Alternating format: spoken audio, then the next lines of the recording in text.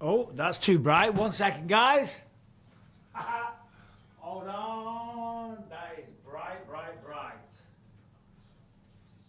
Very, very bright. Hold on, guys. I got to plug in one more light.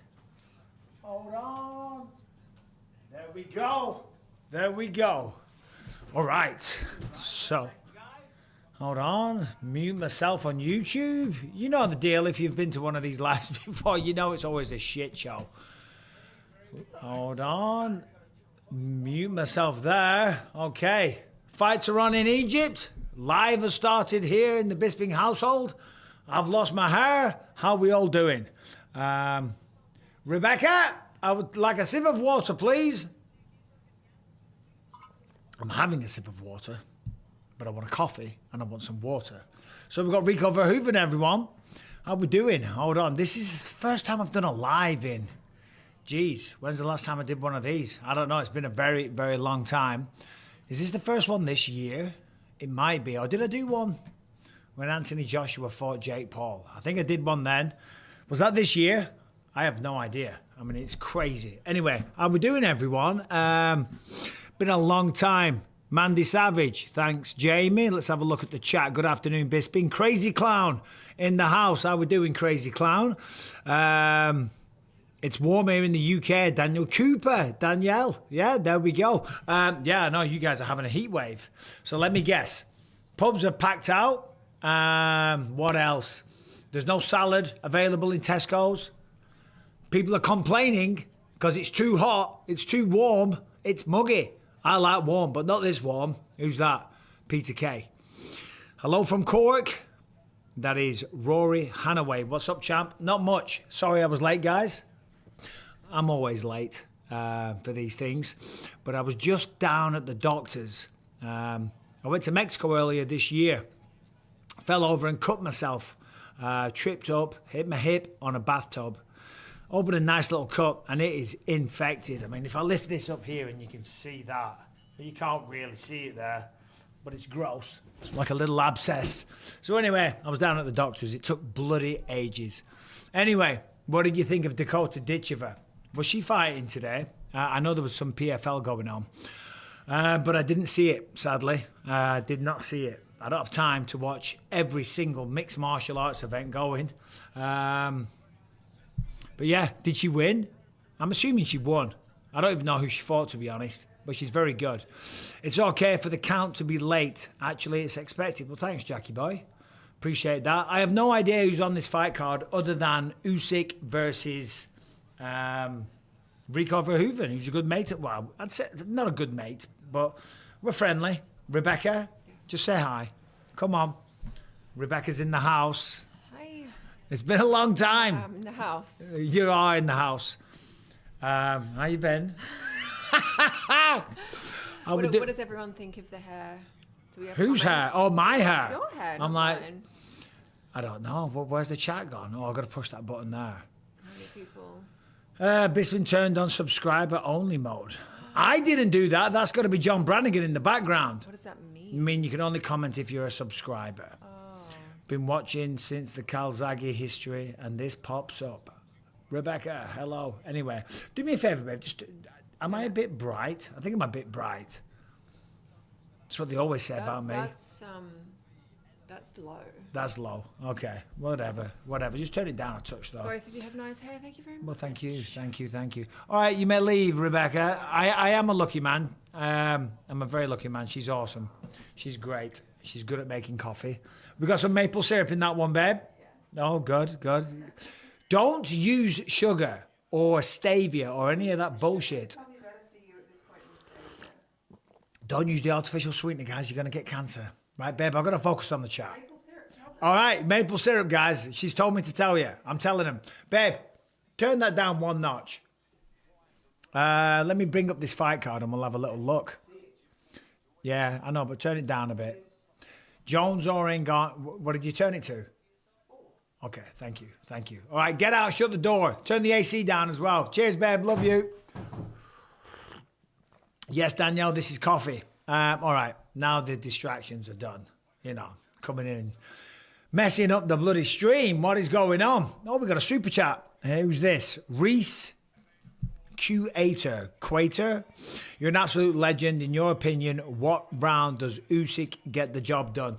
Yeah, I'll be honest. I was kind of surprised when I saw this matchup. Obviously, Usyk, the undisputed heavyweight champion, beat Tyson Fury, beat Anthony Joshua, beat Daniel Dubois.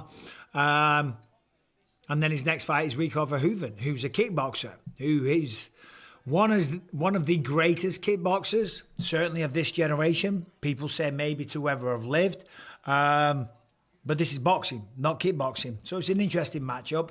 But it's a fun matchup. Obviously, they're doing it at the pyramids, in front of the pyramids anyway. And it's, Usyk's not the type of guy that's out there ducking anyone. I mean, I just went through his last 3 opponents. Fought Tyson Fury, 3 times as well? Fought Anthony Joshua twice, I think. Fought Daniel Dubois. So he's taking out the best heavyweights in his generation. And if he wants to go and have a bit of fun in the meantime, take on Rico Verhoeven, why not? I think it's a tough one for Rico, let's be honest. Usyk will get the job done. I like Rico. He's a great guy. I've had him on my podcast. I actually made a film with him, Den of Thieves 2. So I got to know him a little bit there as well. Great guy, awesome guy. I wish him nothing but the best, and I would love to see an upset. But it would be a massive, massive upset. All right, okay.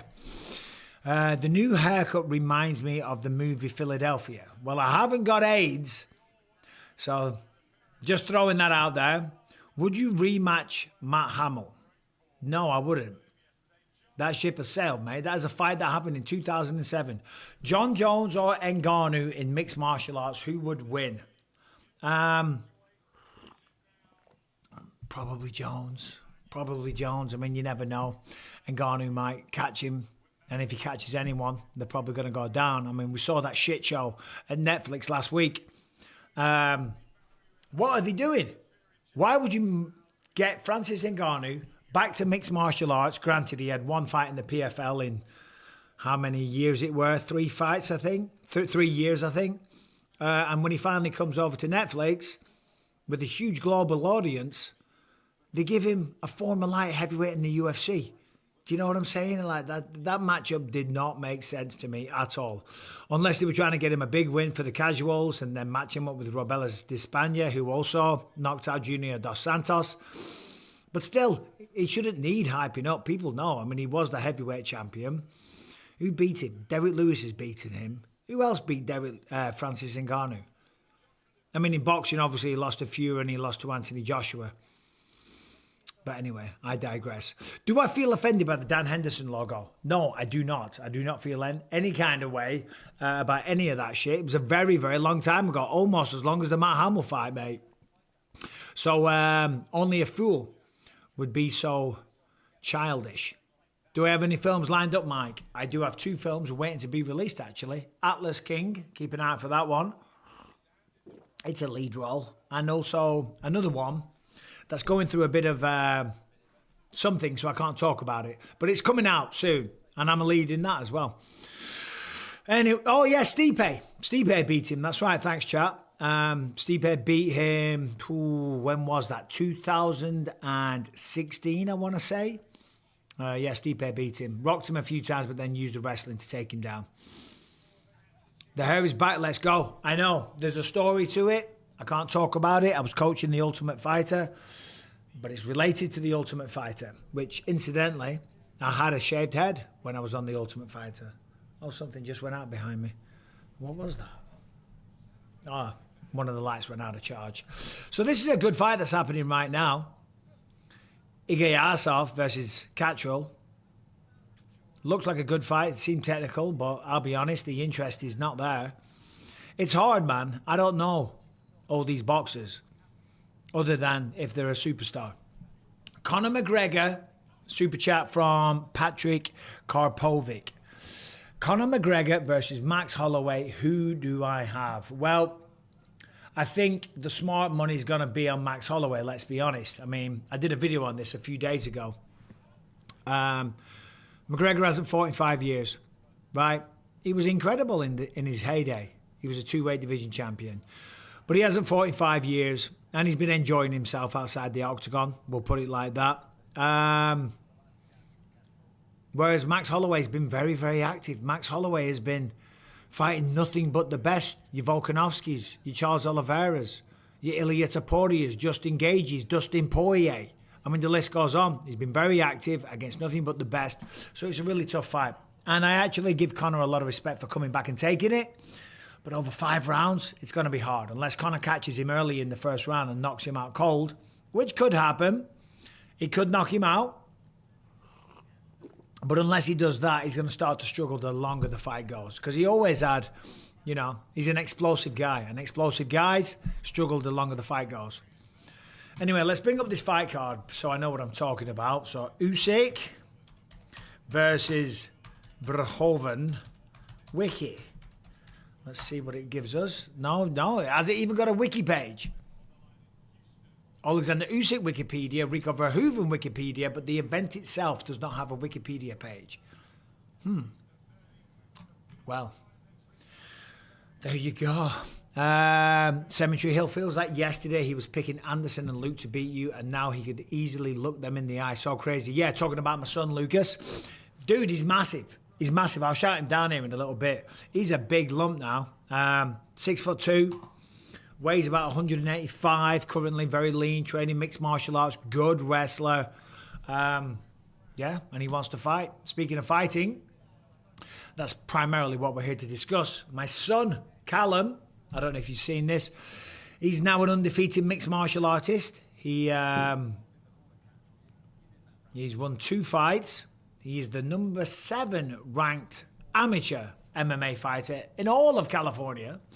And now, because he's trying to get another fight, he has had 4 opponents turn him down. The heavyweight division, man. It sucks. It sucks. And he's not even a real heavyweight. If he was to go pro, I'd say fight at light heavyweight. Anyway, hey Bisping, will you watch the Aiden Ross fights going on in the Apex tonight? No, I won't. Because speaking of my son, who I was just speaking about, it's his engagement party tonight. He's getting engaged, well, married to his longtime girlfriend. Lovely girl. So we've got a big engagement party tonight. So there's going to be about 175 of his fiance's family and friends there. And then from the Bisping side, we got 5. We got us. That's it. Because obviously they're all in England and they couldn't make it. My in-laws were going to come, but some family stuff prevented them. So yeah, sadly, it's just going to be 175 Vietnamese and then 5 Bispings wandering around. It's going to be a fun night. They're really, really, really nice people. So yeah, no, I won't be watching Aiden Ross's stream, sadly. Would you consider coming out of retirement to fight? We miss you in the cage. Well, thank you very much. I wouldn't consider a mixed martial arts fight. Been there, done it, got the T-shirt. I am tempted to have a boxing fight. But yeah, but I'm not fussed about it. I mean, I've been so busy this year. It's been absolutely insane. That's why I haven't done one of these lives. Every weekend almost, I've been somewhere. Next week, I'll be in Macau. Week after, where am I?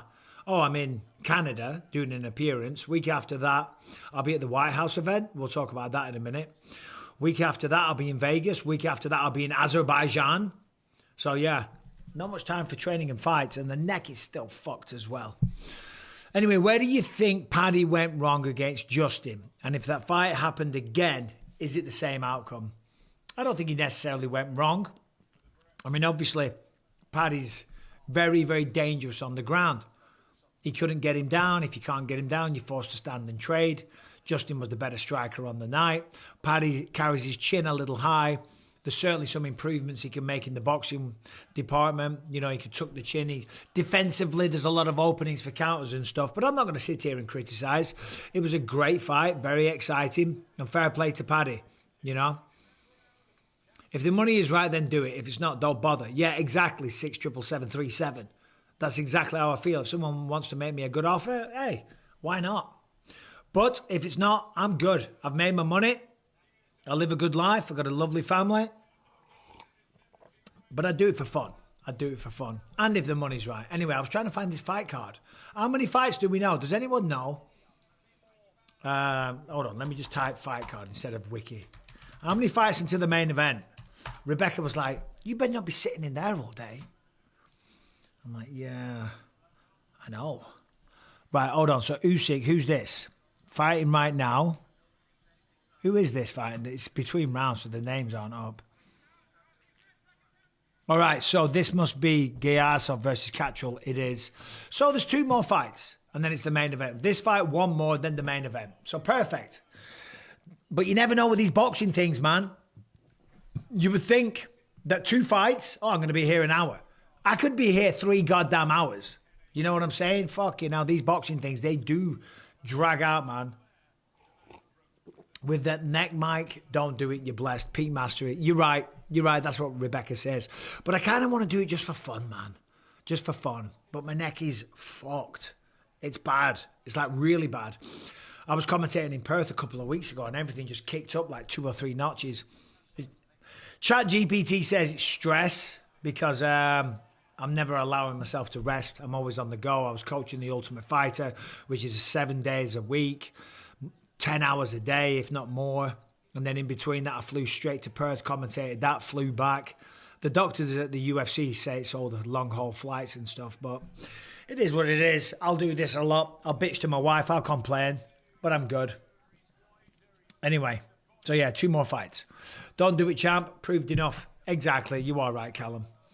Never a pain in the neck, Bisping. Or nerve pain in the neck.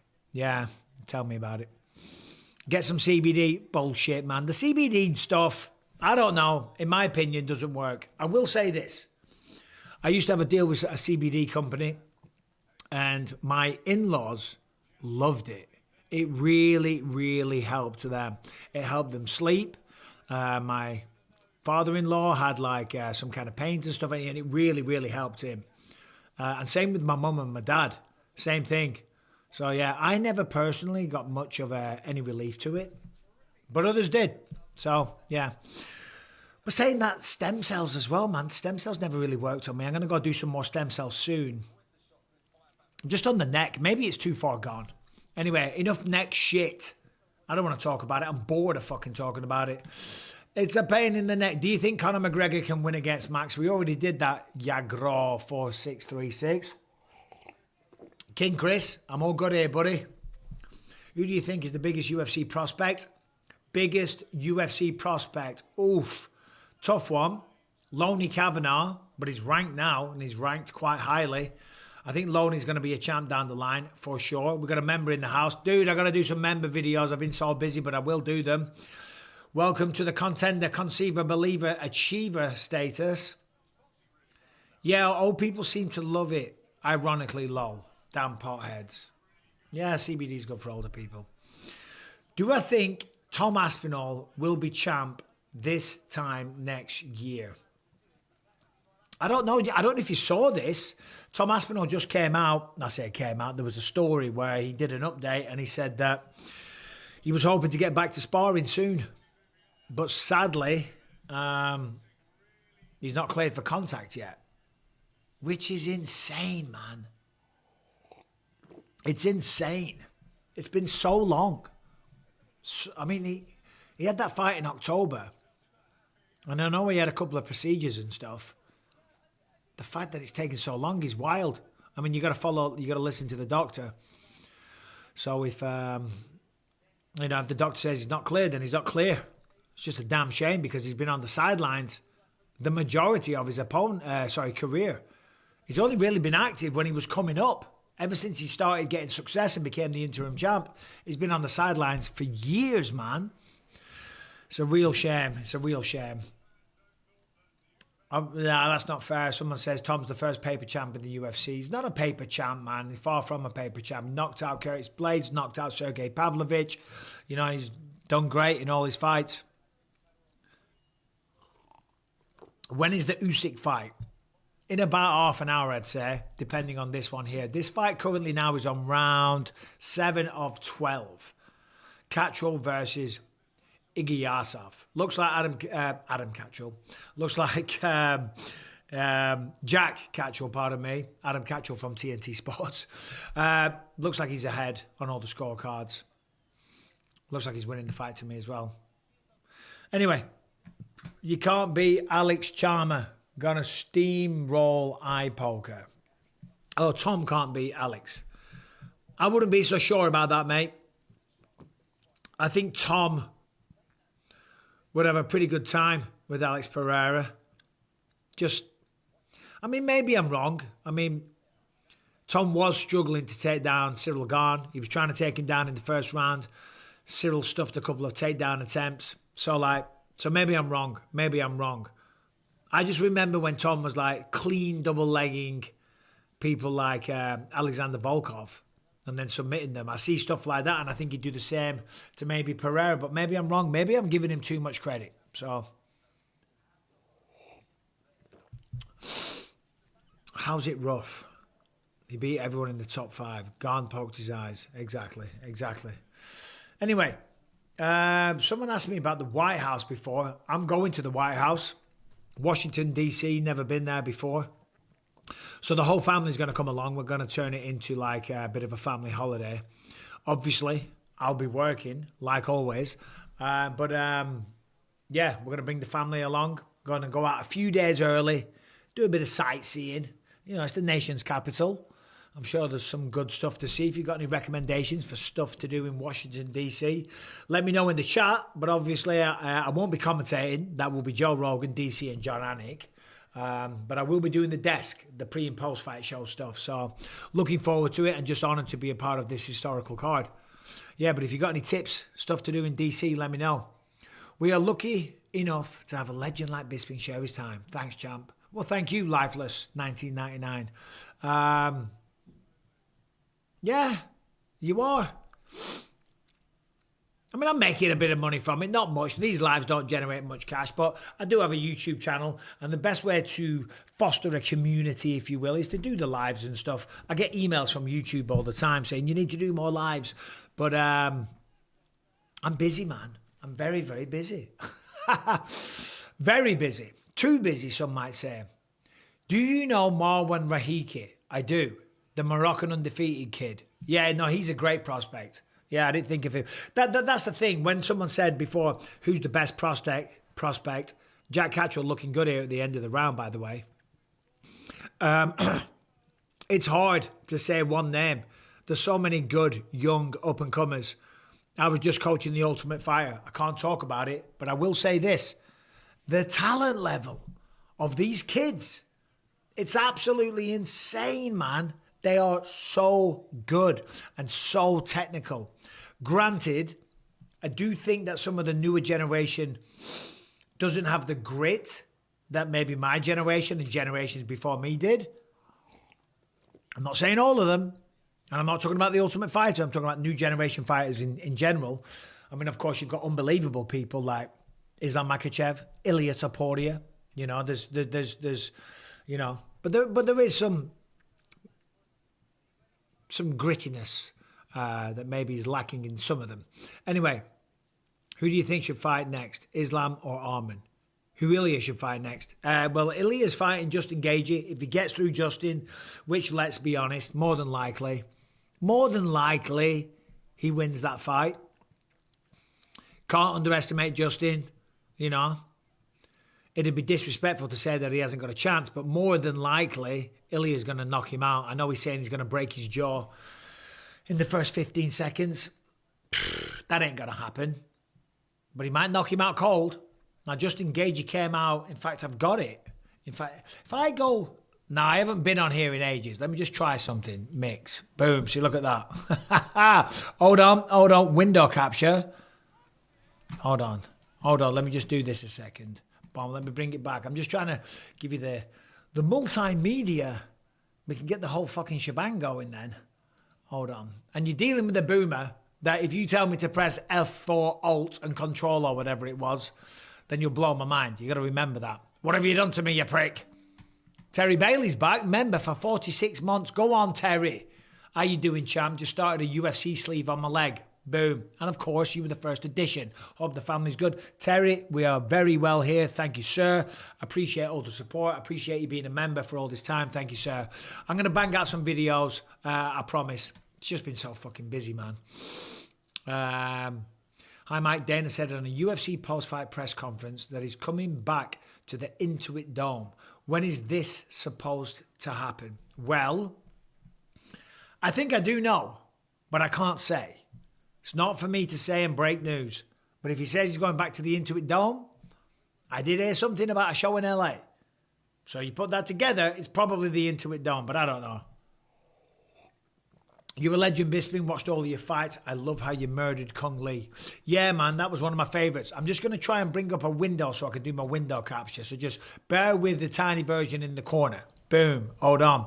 Window capture. We got to find one of these. Where is it? What are we watching here?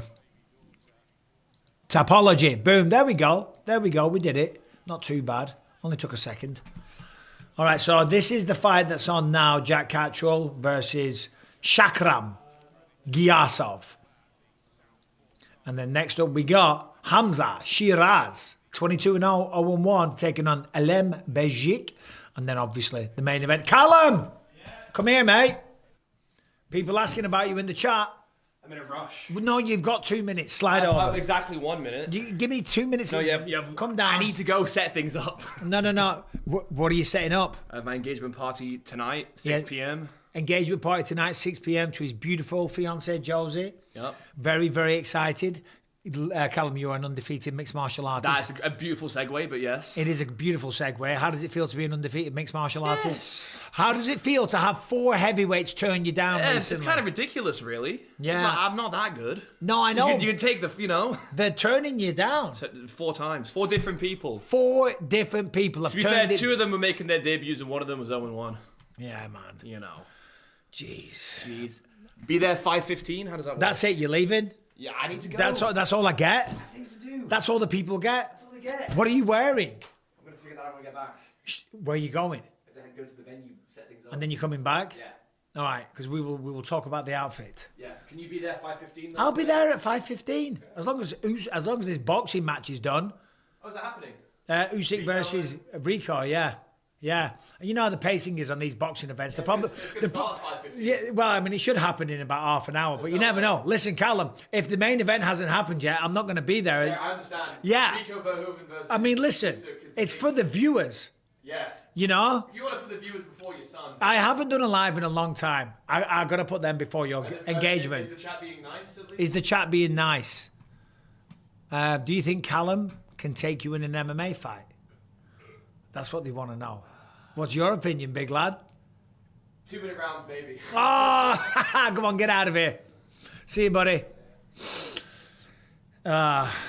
He's a good lad. I'm so proud of him. He's really, really... Oh, I thought you'd left. Well, get out.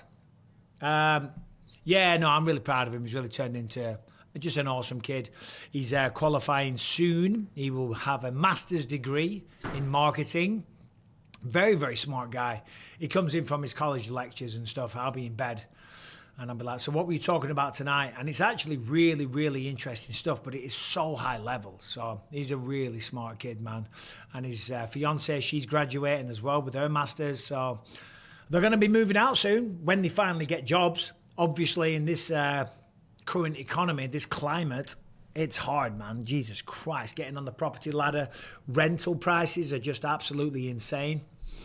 So I said to him, I said, you guys should live here for a year because I'm hardly ever here. Don't worry about me. I'll be in Hong Kong or Macau or Azerbaijan or somewhere. Don't worry. I won't be here to annoy you and cramp your style. You should stay here for a year, save up some money.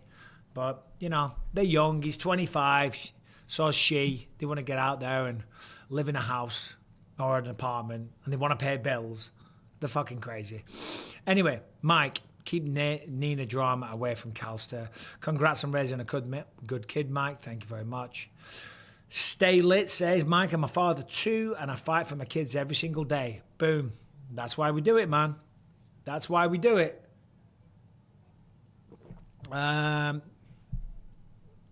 Someone says here, send mines, Bisping, you the fam, Paul Felder, over here, southeast Michigan, Detroit area.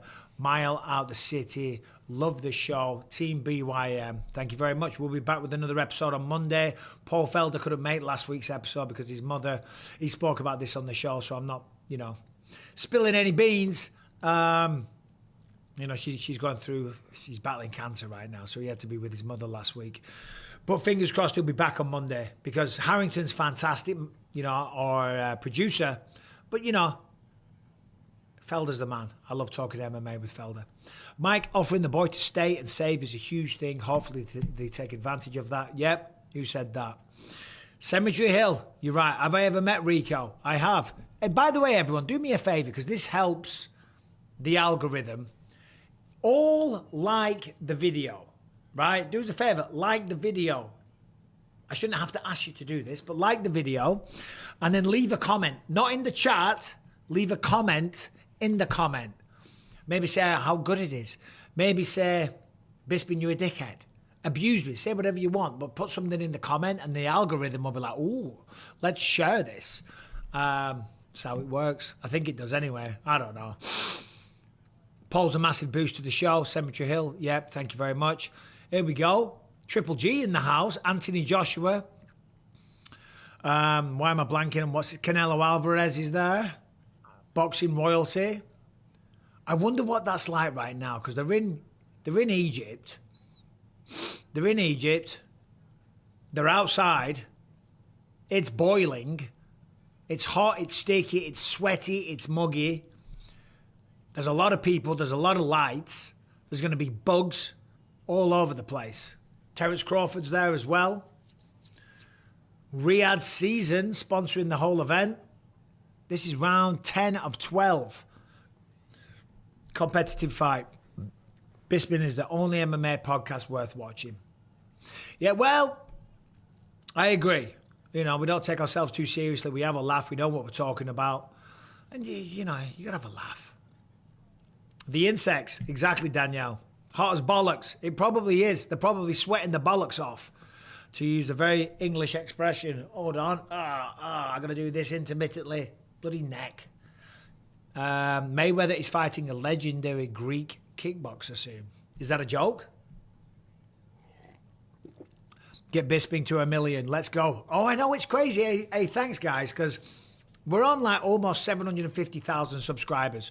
It would be pretty cool to get to 1 million. I mean, it's not like some thriving ambition that I have, but still to hit that 1 million mark and, get that little plaque or whatever it is, it'd be cool to have that. So if you haven't subscribed, what are you doing? Tell your friends, all that shit. Gates ticks, bro. Bill Gates ticks. Have you seen this shit? What is it? The Alpha Gal? The Alpha Gal ticks or something? The Lone Star tick? They're bastards. They're absolute bastards. You've seen this, obviously. These ticks bite you and then you become allergic to meat for the rest of your life. You can actually die if you eat meat. And Bill Gates is making a ton of lab-grown meat. And now they're dumping massive boxes of ticks, allegedly, out in the countryside where all the ranches are, where all the cattle farmers are. Funny that they're doing it out there, because if all the ranchers and cattle farmers can't be around cattle, what's going to happen to the ranches? They're going to go away. They're absolute bastards, man. Leave everyone alone. That's why a few more years, we're just going to disappear into the mountains. Bisping, you a dickhead. Well, thanks, Tecker, 4556446. I mean, I'm not the one with a bunch of fucking numbers after my name. Bisping, you're the man. Brilliant show, personality, and fighter. Oh! Iggy Assoff just hit the deck. Catchall just beat his Iggy ass off.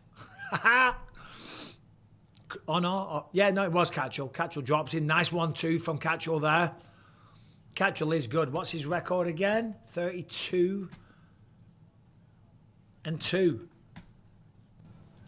Boom, there it is. 32-2 versus 17-0. And he is looking really, really good. Definitely no ticks in the mountains. Yeah, listen, I know there's going to be ticks in the mountains. But what I mean is just get away from mass society and all these dickheads and all the politics and all the bullshit. Because none of us can change anything. You know what I mean? All these people are out there trying to fucking protest and do this and do that. Just live your life, right? You can't change anything. Live your life. Take care of your family. Love them. You know, don't let shit stress you out. And yeah, we're going to go up to the mountains. Love Bisping. Is his son still training to be a fighter? They are. Subbed. Thank you very much.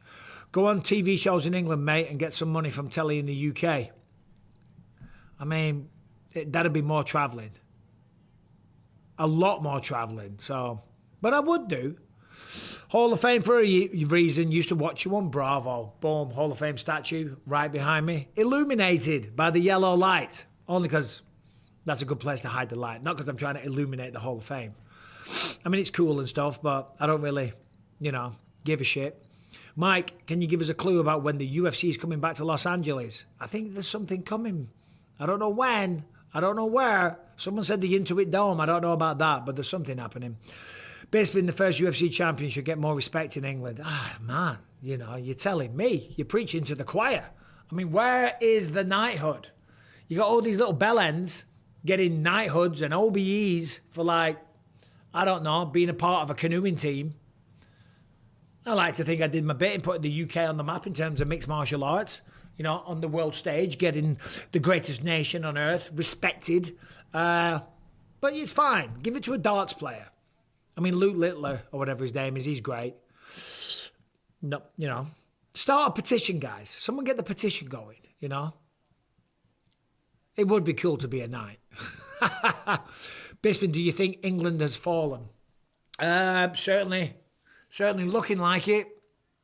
Certainly looking like it. Lus just upgraded to a Hall of Fame membership. Thank you, Lus. I know you read my message. That's why you said bellend. I didn't see it, Dosage. I didn't see it, mate. You're punching well above your weight. Always have done, mate. Always have done. Are you moving to Australia? No, we're not. I would do. Do you know what? I was just in Australia. I was in Perth and I was in Sydney. So I've been there twice this year. The politics in Australia is mental. And the rules in Australia, I was blown away. I was just in Perth. And like the policing, if you will, and all the rules, they treat you like a child. Like after 10 o'clock at night, you can't get a double vodka. You can only buy a single. I mean, that's a bad example, but there's loads of stupid little rules and regulations like that. Oh, no, it's too late. You can't get that, you know. Terry Bailey, thanks for the super chat and the $5. Callum definitely gets his drive and work ethic from yourself. Well, it's very kind. A lot of people with his upbringing would be straight up arseholes, but he's a great guy. Yeah, we're very lucky. Our kids have all turned out great. My youngest, Lucas, he's such an awesome kid, man. Always in a good mood. He turned 16 last week, you know, so he could be forgiven for being a bit moody and hormonal and, you know, just a bit shitty. He comes in, he's always in the best mood. He's always fun to be around, you know, and he's doing all right. We don't get on his case about school shit. You know, his grades are decent. They're not amazing. Yeah, come back to the UK, you'll be arrested for tweeting. Yeah, I know. I put a tweet out last night and someone said that. But it is mental what's happening in the UK. It is crazy. Anyway, Lucas has next level power for his age. He does, Terry. He does. That's why I want him. That's why I said you should be a fighter. I never had crazy knockout power. Don't get me wrong. I could punch. Plenty of knockouts on my record. But some people like Alex Pereira, Jason Statham in the house. Some people like Alex Pereira are just gifted with this crazy power. And Lucas has that, you know. He tends to drop a lot of people. So I was like, dude. And it's a tough road, I know it is. But I'm like, you should really think about being a fighter. The coffee is gone. Doesn't matter how much I tip it up. There ain't any more going to come out of it other than little granules. Anyway, folks in the US get arrested for it as well. What, social media? No, they don't. Do they? I don't think so. I mean, the big thing, like, for example, this is an example of how crazy things are. You must have seen this story. Of course, the mainstream media aren't covering it. And don't worry, we're going to be talking about the fights. This bloody This one fight since I've been going for 40 minutes. This one fight's still going. We're in round 12 of 12, to be fair. But the big story at the moment in the UK, and it's not being covered by mainstream news at all, is that young 18-year-old kid who got stabbed 4 times by a Sikh man, so an Indian fella who had a ceremonial knife, which apparently they're allowed to carry them around on them, which again is stupid. Stabbed him 4 times, and when the police turned up, he said to the coppers, he said, oh yeah, no, he was being racist. So they arrested the kid that was 18 years old. They put him in handcuffs whilst he was bleeding to death, and then sure enough, he bled to death. 18 years old. So the police show up, and just because the guy with the knife says, oh, he was being racist. So, oh shit, he was being racist? Well, that's more important than you stabbing him 4 times. That is just insane. And that's the state of things. Anyway, enough politics bullshit. Let's talk about the fights. I swear people online live in a different world. I go outside and people are normal. Yeah, that's true. That is true as well. You know, if you live your life through the lens of online, and certainly Twitter, it's a crazy world. You know? Whereas the reality typically isn't that bad. Things get exaggerated. Your algorithm feeds you all the shit you want to see. All the alarmist stuff, you know, stuff that's going to get your attention. The whole world is getting more and more evil by the day. I don't know about that. I mean, there's some crazy shit going on in the world right now, but I think in large, people are good. You know what I'm saying? But the police and the government, someone says, are nothing but gangsters. You're right. The government don't give a fuck about us. They don't care at all. So, like, don't look for the government to help you with anything. Anyway, whatever. Mike, my Dixie wrecked. Where should I take it? What do you mean? Your Dixie wrecked. Closer Connor to Floyd or today? Connor had great timing and distance management. Closer Connor to Floyd or today? I don't know what you mean. Because people want to talk shit to your face. I don't know if they do. People don't like talking shit to the face because the world, sadly, is becoming full of pussies. Yeah, social media arrests in the UK, 12,183. In the United States, 50. I'm assuming that's in the last year or for 2025. Whatever. Hey, from Scotland. All right, mate. Patrick Christie. Patrick Christie from GB News. How's it going, mate? You all right? I disagree. People are bad. Well, that's a very negative view to have on the world. People are bad? Fucking hell, bro. You're going to live your life thinking people are bad? I'd suggest you try and look at it through the other lens, that people are good. You might find that, you know, if you think everyone's bad, you're going into every situation and encounter that you encounter, say that again, in your life with a very pessimistic outlook, you know? So you'll always find something to bitch about. Police are a joke in the UK. Seems like it. Seems like it. Anyway, let's change the subject. I don't want to get arrested next time I go there. How many fruit pastels does it take to choke a kestrel? Well, a few. Not a full pack. Depends on the size of the kestrel. Was it the kestrel, you know, the size of one in the movie Kes? I think that was a kestrel. 6. I talk shit to your face because you only have one eye and I have 2. Dosage, but I still became the middleweight champion of the world with one eye. I fought the last 10 fights of my career, something like that, with one eye. Defended the belt with one eye. You know, so I don't know what you do, Dosage, but I'd fancy my chances, bro. Are you watching England from sunny LA? Yeah, but I think the weather in the UK is better than what it is here in Los Angeles right now, or Orange County. It's a little gloomy today. We have had a good week weather-wise, but today, it's sunny outside. 75 degrees Celsius. Fahrenheit. But in London, it is currently 76, but you're at night. It was a high of 85. Tomorrow, 86. Monday, 90. 91. You guys are going to be suffering out there. And I get it. Because you got no air conditioning. It's boiling. Yeah, Callum, I bet it is, mate. Because the houses are designed to keep heat in. So when it gets hot, it gets really hot, and I know everyone struggles. I remember it in the summer on a hot day.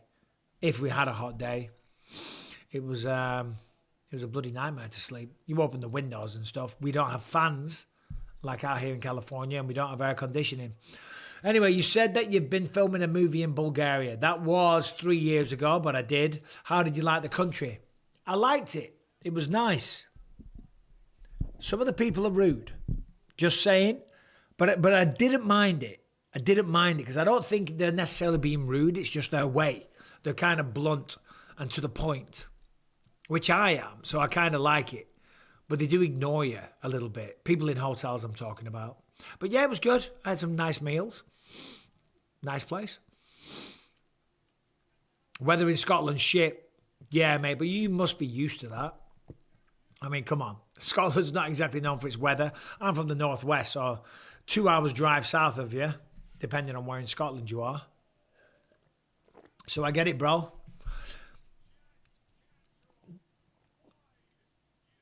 Mike, when are you going to tell everyone about the MMA offer you got to mix it up with Jake Paul? That was years ago, man. And I mean, I didn't do a big thing on it. I've mentioned it before. I'm not going to do a whole, ooh. I don't know when that was. When was it? It was years ago. Before Jake Paul is obviously as big as he is now. I don't think he'd be interested now, and I'm not interested. I wasn't interested then. But I tell you what, if they offered the kind of money that they're throwing about, I'd be pretty interested all of a sudden. Do I think if Conor wins, he'll get to fight for the BMF? Yeah. If Conor wins, if Conor McGregor wins, talk about a comeback. It'd be crazy. And if he wins, nothing but massive, massive fights. I mean, he's already involved in massive fights as it is. But if he wins against Max Holloway, then it's like, okay, I'm back, everyone. Now you all know. Now you know I was taking it seriously. Now you know I can get back to where I was. Now you know I'm still relevant. I mean, he's always relevant. But now you know I'm still one of the best mixed martial artists on the planet. You know? I don't think a fight with Islam Makhachev at 170 would be a good idea. But could you imagine Conor versus Islam at 170? The rematch for Khabib? You know? That'd do some big numbers, man.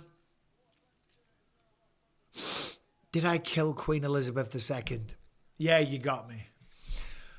We have freedom of speech to get stoned and eat barbecue all day. I would be jealous too if I was from Europe. Lying around and getting stoned all day doesn't sound fun to me, mate. If that's what you want to do with your freedom, go ahead. But that sounds like you're wasting your life, if I'm honest.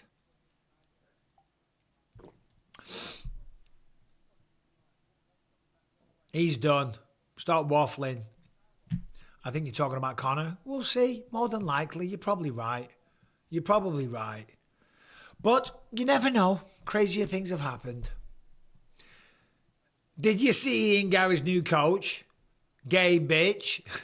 Gay bitch. That's a good one. I missed those. Give me some others. Have you been to Belfast? I have. Spoke about it many times. Can't be arsed doing it again.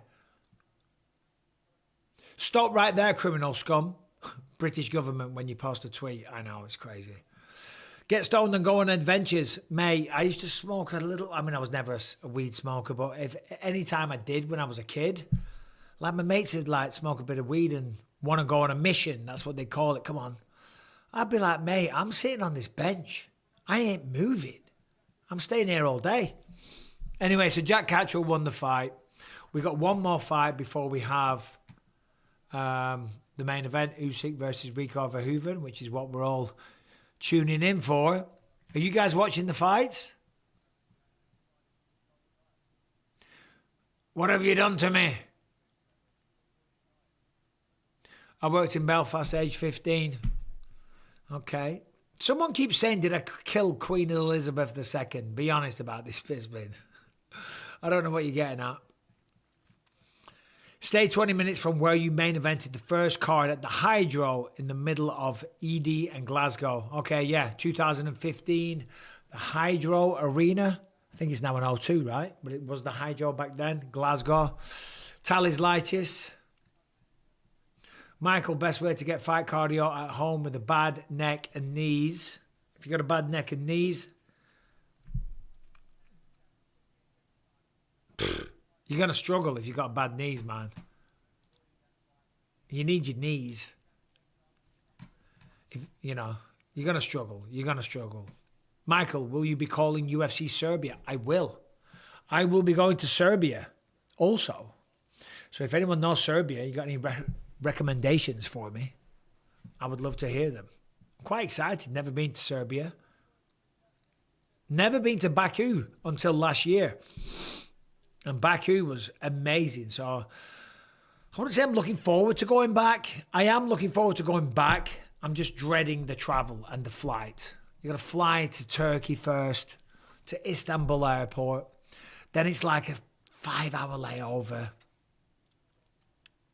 And then it's like another 4-hour flight. Boo, Mike, for hating on weed. Boo. I'm not hating on it. Live your life, man. But, you know, all these pro-weed guys, they talk out their ass and it's not good for you, man. Especially if you're a young kid and you're watching this in your bedroom right now and you don't go outside and you're not socialising and you're smoking weed 24/7. Maybe give it a break. New teeth? No, not new teeth, mate. I've had these. I mean, they are veneers. I've had these since 2017, mate. So you're a little late to the party. And I did not get it done in Turkey. I had them done in Los Angeles.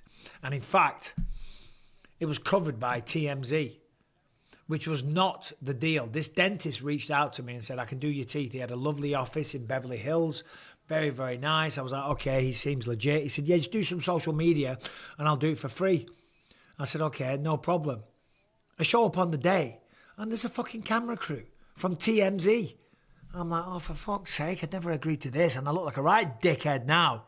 Hey, what's up, guys? Just getting my teeth done. I wouldn't necessarily say it's for kids. I'm in my 40s probably because I've had a stressful life. Well, I hope your 40s are better for you, Danielle. Things should calm down. Matt Corney, what's going on, Matt? Old member. Michael, and thanks for the super chat. Michael, do you tend to think in quarters or thirds? Meaning 25, 50%, 75, 100. Right, I get it. Or 33, 66, 99. Which group feels easier on the brain? To be honest,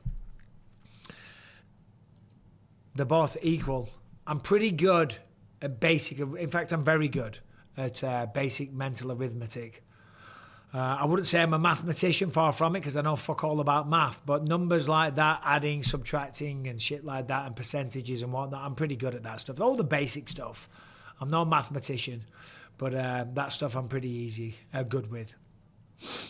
Might bring on Anthony to talk about the recent fight. I know he ghosted us, but I'm over it. Yeah, I'm over it. I've got no problem with Anthony Smith. It might be nice to get him on and have a little reunion. Big maths guy, huh? Did the fight happen yet? No, it didn't. Exploring the Kawithra. It didn't. That's why I'm sitting here talking to you lot. That's wanting these guys, these three guys that are on the zone right now, to get on with it and stop filling airtime. We have one more fight. For the love of God, please. For the love of God, please. Who do we want? Hamza Shiraz taking on Alem Bejic. Now, to be fair, this is a well-matched fight. 22-0 versus 29-0-1. Well, 22-0-1, 29-0-1. 22 versus 29. I don't think anyone's going to get knocked out in the first round. It'd be nice. It would be nice, but I don't think we're going to see that, sadly. So more waffling from me. Rico wins by body shot. I hope so. That'd be awesome. Lucas! Come here.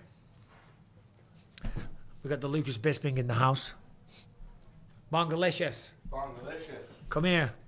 Say hi to the chat. Hello. Get on your knees. I'm on the knees. Get on your knees, bro. What do we think of the haircut? I mean... Well, okay, it's a bit messy right now. I got out of the shower and just did it, so it's like a little crazy right now. Yeah, no. Keep that in mind. Yeah, it is a lot of hair. It's a lot of hair. Lucas is training MMA again. Yeah. Wrestling career's killing it. Yeah. We're going to fight professionally when you're older? Maybe. Maybe. We'll see. We'll see how it goes in the amateurs, right? Yeah. You're going to be a middleweight champion of the world, bro. That's what I keep telling you. Who knows? You know? Anyway, get Lucas watching MMA. So here's the thing. So like, I try and make Lucas, he trains MMA, he wrestles. I call him down all the time when the pay-per-views or the numbered events are on. I'm like, dude, you got to watch this. It's a title fight. You got to watch it. You're not interested, are you? No, it's like, I'm just not a fan of watching it. Like, if like, I'm just not a fan of watching it. Like, I like doing it, but I don't like watching it. Yeah, fair enough. Shout out Lucas. He could kick my ass, no doubt about it. Who's the GOAT, Usyk or Ali? I mean, I'm not going to go against Ali, but Usyk's pretty good. Your dad's hair looks cooler. Sorry, Lucas. Oh. Shade. And this bit looks a bit weird here, though. The angle's messing with it. Yeah, maybe if I go there, that looks better. Yeah, on the side. Yeah, it's just the angles, I think. Yeah, maybe I need to go to Turkey and get my hair done. You know, I'm getting older. It's a little on the shallow side on top. It's not as thick and luscious, but when it grows out, it'll be better. Yeah. I mean, you can see the scalp, though. There's a lot of scalp there. There's quite a lot. My God. I think it's the light. Yeah. It doesn't look like that in real life. Good genes, bruh. Broccoli hair. That's what it's called. Is that what people call you? I mean, that's what they say online. I don't hear that.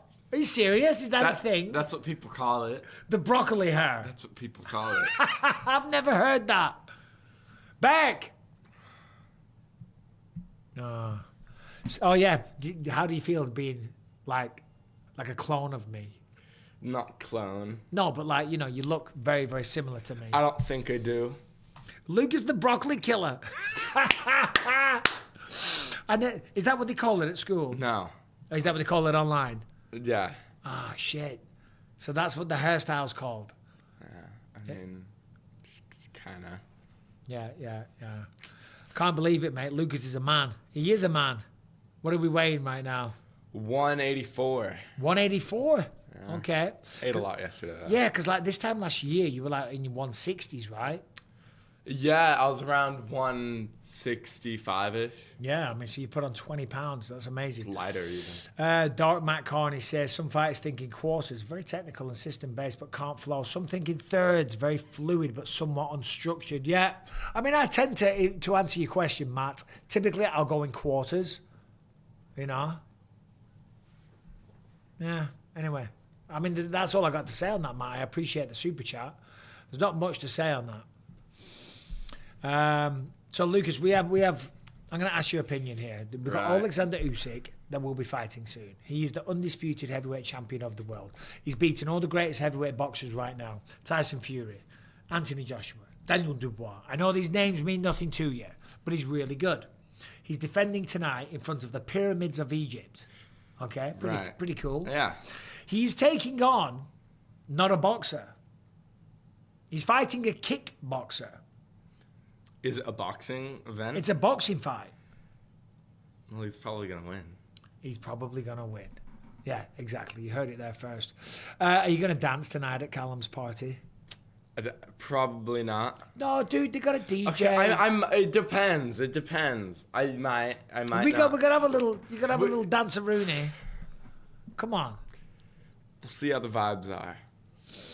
Sorry to tell the young lad, he is your mini-me, Mike. He's a spitting image, my brother. I mean, that you are blessed. You are blessed with great genes, a good upbringing, a hilarious father, a broccoli head of hair. You know? Yeah. The pyramids were built by aliens. What do you think of that statement? It's crazy, not built by regular people. Well, here's what I think. I don't know about the pyramids.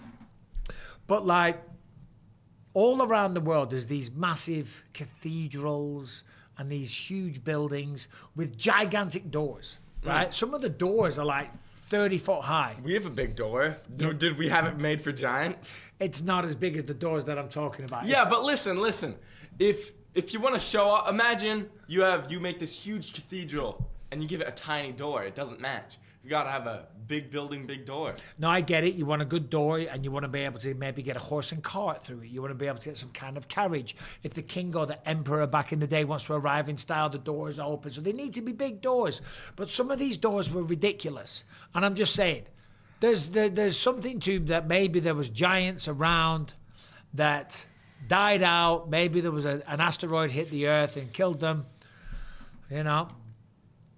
I saw a video on YouTube recently about down in, where was it, Machu Picchu or somewhere. All these rocks that are like tessellating. You know what tessellating means? No. You know, shapes fitting together. Oh, And, yeah. and they were like lasered perfectly. And they've been there for hundreds of years. You know, you couldn't do that today. So anyway, whatever. There's our take on the pyramids. So do you think it was made by aliens? No, I don't. No, I think it was probably made by thousands and thousands of slaves. You know, They weren't actually slaves. They were actually paid. Oh, were they? Yeah, they This- were Big history guy, this one. not huge. They were good at their craft and stuff, and they were paid, well fed. Yeah. The Smithsonian's cover up all the giant skeletons. I don't know who the Smithsonians are. I'll be honest, neither do I. Schizo Bisping, okay. Yeah. Send my son a birthday shout out. Dixon, me ass. Love you, Mikey. Dixon, me ass. I want to say a huge happy birthday. It's not tessellating. It's not tessellating. All right, not tessellating. All right, tessellating is like a honeycomb or whatever. All right, granted, they're not all tessellating, but you know what I mean, but they fit in perfectly, whatever. Slightly. Wait, are you talking about like all those like all those like hexagon shape? You hold on. Hold on, I'm going to pull up an image. Answer questions. Right.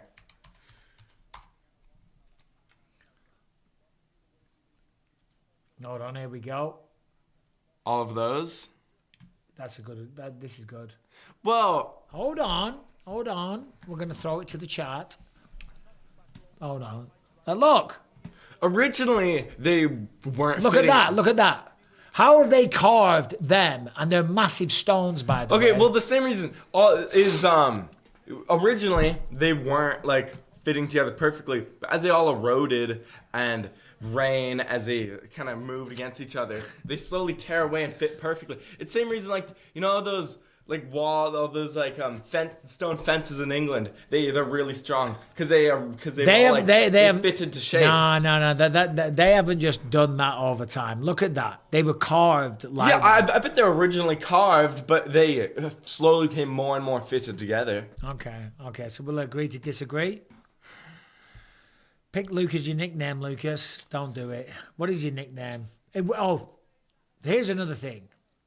So I always said to Callum, if he's gonna fight, his nickname will be Callum the Count Bisping. I think if I were to fight, I'd want.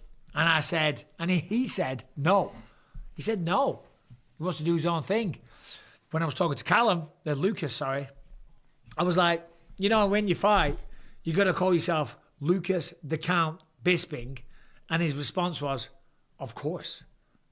Right? Yeah, because like the count comes from history. Yeah, and like it's so I think it fits. It does fit and it is accurate. And but it's a cool nickname. And it's also continuing the lineage. Good lad. There we go. Just get on with the next fight, guys, for crying out loud. Waffling away in front of the pyramids. Natural erosion based off the rock type. Yeah, you're probably right, but let's have some fun with it. You know what I mean? Can we just say that aliens did it? Can we just say that, you know, there's some crazy technology? Can we say that I don't know, who gives a shit? I don't care. I don't believe in any of that stuff anyway. Mandy Savage, is Isla Vinyl on this card? I have no idea. Who you got? Hamza versus Bejic. I don't know. Callum Skunkhead. Peaky Blinders Next Generation starring Bisping and Paul Felder. Okay. Broccoli Head. Come on, man. So it's a thing. I mean, online they call it that to like make fun of it. Did he really? Yeah. Okay. That's about it. So listen, here's what's going to happen here real quick.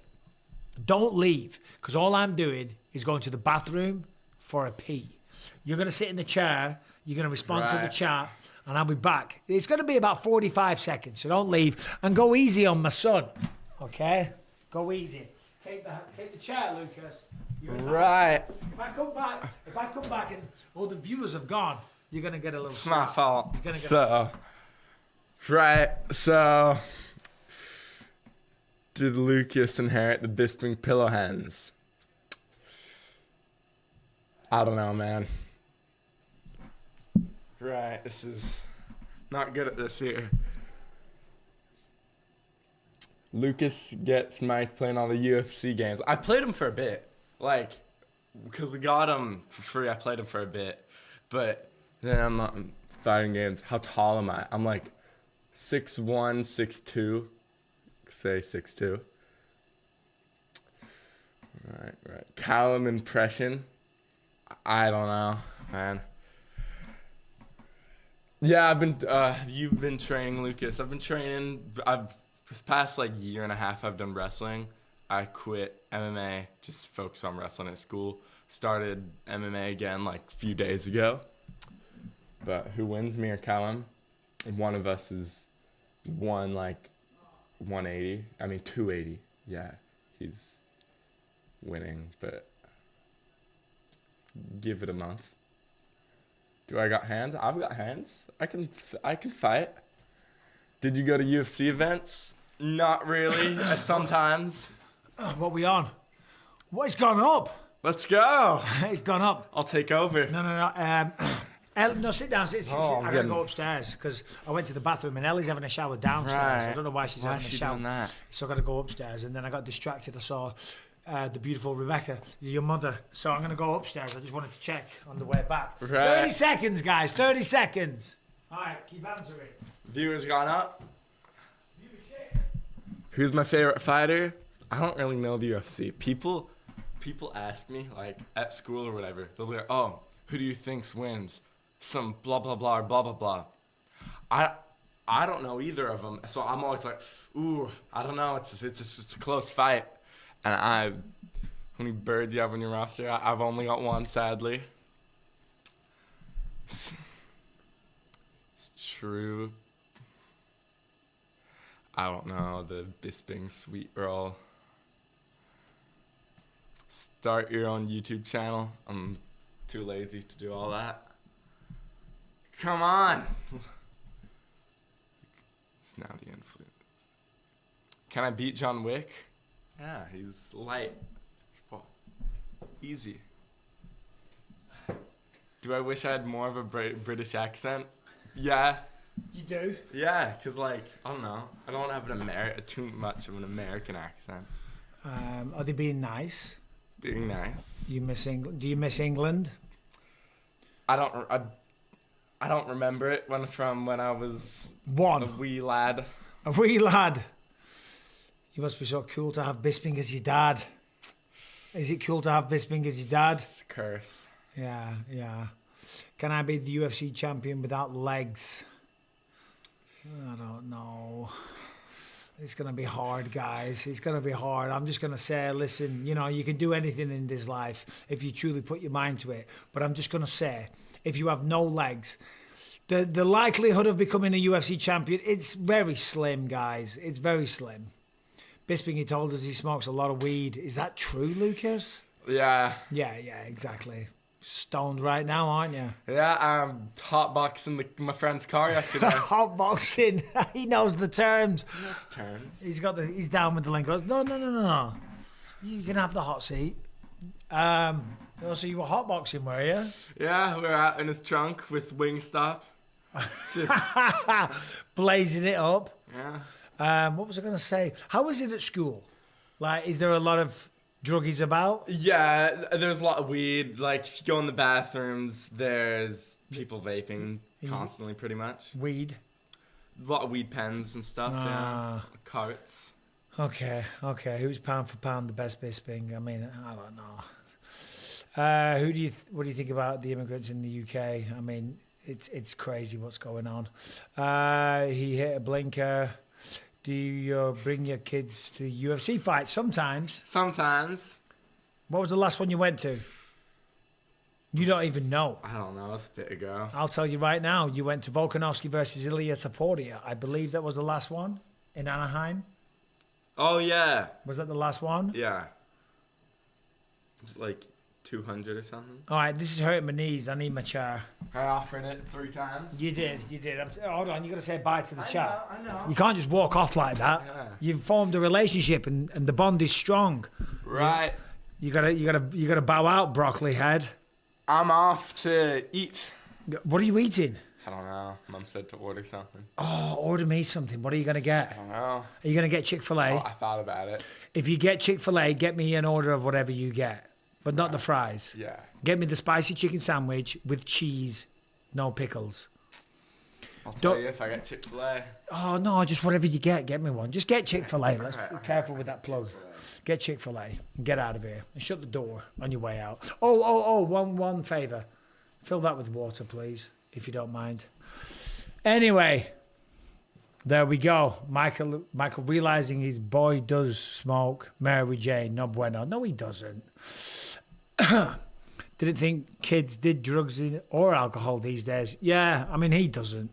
But yeah, this generation, a lot of them don't drink. Like Callum's not a drinker. He'll have a beer here and there or a cocktail here and there, but he's not a drinker, which is good. My daughter, she doesn't drink either. Her boyfriend. I'm off. All right, shut the door. Cheers, mate. Her boyfriend doesn't drink either, which again is a good thing, but you've also got to live your life a little bit, Your son's cool, bro. Thank you. And you're a cool dad. Thanks, Leon Edwards. WH6TP. All right, so we got the next fight on.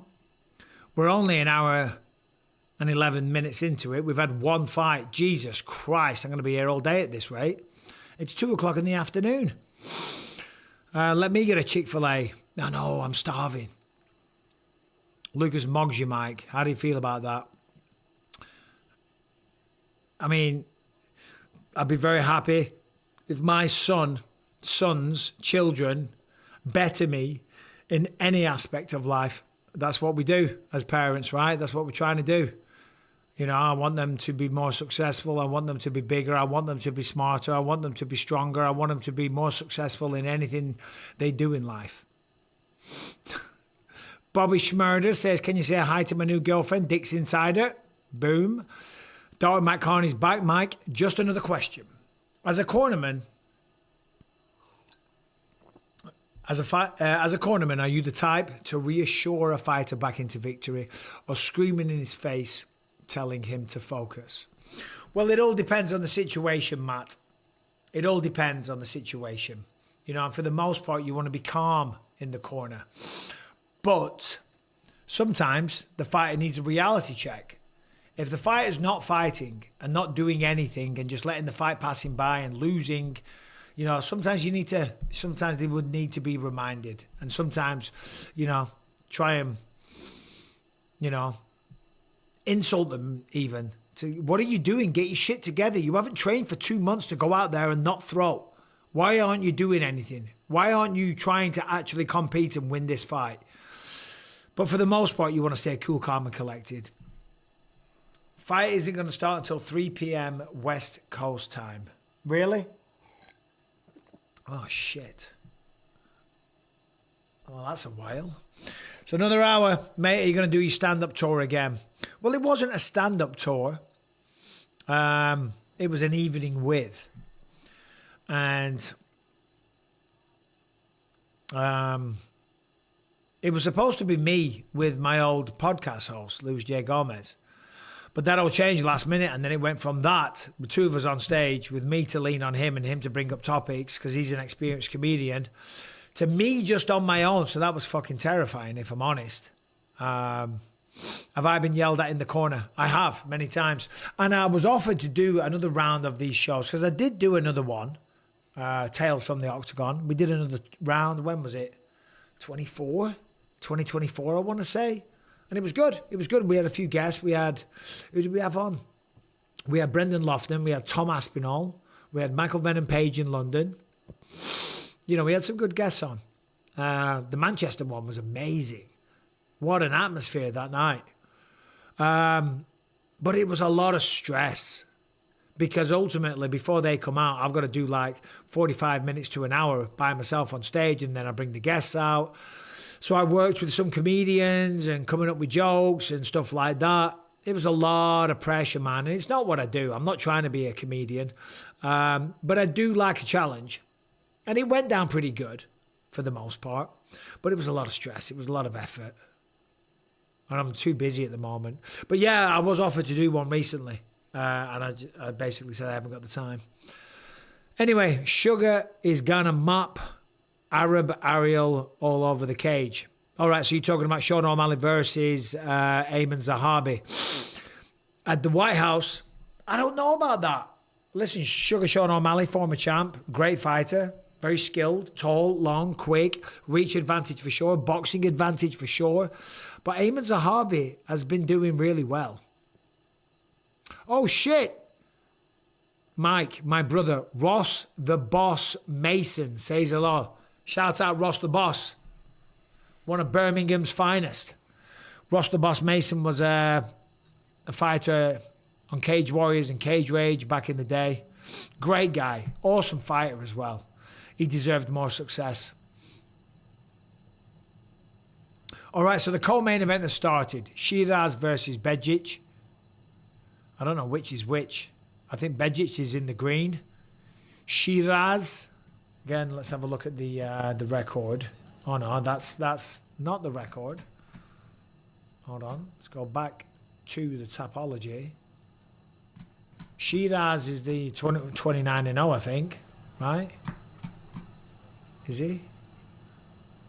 Hold on, I've moved it over here. I got to slide it over. There we go. And then I've gone down. Too much. Yeah, Shiraz 22. Oh shit. Shiraz looking really good early here on the co-main event. Much, much taller, using that good long jab. I think that's Shiraz. Yeah, it is. It is. Much taller.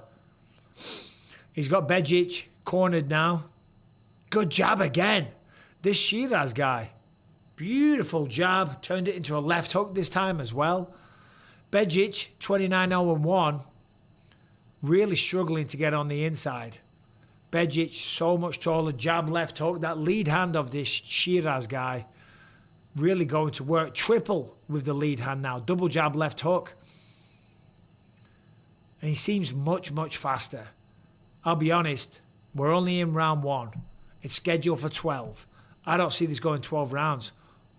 Again, the lead hand, 2 to the head, 1 to the body. Even when this Bejic guy throws, there's no whip, there's no snap to the shots. Maybe he's playing possum and taking it easy in the first round, but 1-2 to the body there from Shiraz. I mean, they're in Egypt, aren't they?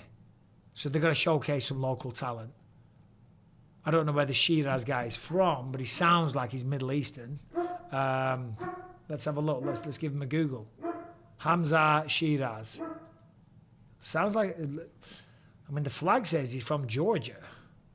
Well, in my ignorance of flags, it looks like he's from Georgia. He's he's British. Oh shit, my bad.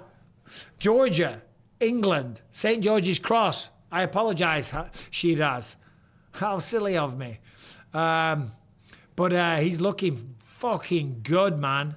I think he's going to get the knockout here. He's British. Yeah, no, I know. Go Bosnia. Somehow Mike perfectly synced with my legal stream. Nice. Okay, good.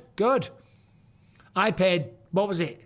I was shocked to see $59.99. Shiraz pumping that jab. That lead hand is so good. And just in general, I'll say this. I know nothing about his opponent. His opponent is called, what's his opponent's name? Bejic. Alem Bejic. Where's he from? Alem Bejic. What flag is that? Where's he from? Oh, Bosnia. Herzegovina. Okay. Yeah, I'm not familiar with that flag. He seems like he's outmatched. Seems like Shiraz is going to get a stoppage here just by judging by the first round. Who knows? DAZN advertising the White House there. You paid $59.99 and I paid 20 quid. I know, Skepta race. We get ripped off in the States, man. Everything's so expensive. People in the UK, what is the average wage in the UK? Because out here, the guy, I was getting some treatment on my neck, and he was telling me, and I don't know if this is true, but he was telling me that if you earn only $80,000 a year, you're considered under the poverty line. And this was a Mexican dude that used to be homeless, so he'd know. But that seems crazy. Because I said to him, I said, that's wild, because in the UK, certainly in Clitheroe, where I'm from, and granted I haven't lived there for a while, but a lot of my mates are earning 25 grand a year or so, and they live a okay life. They don't live a flash life. But $80,000 and you're in the poverty line in California, it's fucking insane. Shiraz dominating this fight again. Bejic really not doing much. Beautiful uppercut from Shiraz. Oh, he's hurt. Left hook again. That left hand is money. Most people don't make 500 quid a month. It's a shithole. I know. £12.70 minimum wage an hour. $12.50. 90k USA versus 14k in China. Depends on where you live. 80k in Cali, but yeah, exactly. $80,000 in Wyoming, not the same. No, I did say California, but still $80,000 a year. It's not easy to earn, and you're under the poverty line. Now, granted, if it's a 2-income household, that'll be 160,000. But even still, the point I'm making is, you're earning 160k in the UK. You are balling. I tell you what, this Shiraz guy is going to town. He's going to finish this fight in a minute. Bejic is really, really outmatched. Just took a hard jab there. Big right hook. He's cornered. 1-9 on the clock. Shiraz going for the finish. He's got a minute to get it. Bejic backed up in the corner. I don't think he wants to be there. I don't think he wants to be there, man. He looks intimidated. He looks hurt. That jab popped his head off. His neck's going to feel like mine in the morning. Nice little left hook. 48 seconds on the clock. Bejic just getting beaten to a pulp. Left hook again. Looking a little wobbled. Shiraz going to throw that right after those lefts. Oh, the left hook to the body, to the liver, drops him. Bejic goes down. I'm going to lose my voice again at this rate. He's done. What did I tell you? What did I tell you? What's his name? His name is, and remember this one, Hamza Shiraz. Improves his record to 23-0-1.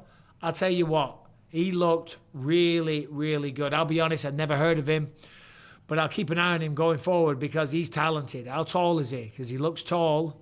6'3". 6'3". Where's his weight? What weight class was that in? Oh, fucking ads on Tapology. Ads on everything. The pop-ups, man, they drive me crazy. Super middleweight bout. 6'3", 23-0-1. Hamza Shiraz. Keep an eye on that name, man. That was a beautiful performance. He looks really good. I pay 1,500 quid a month in my apartment in Arizona.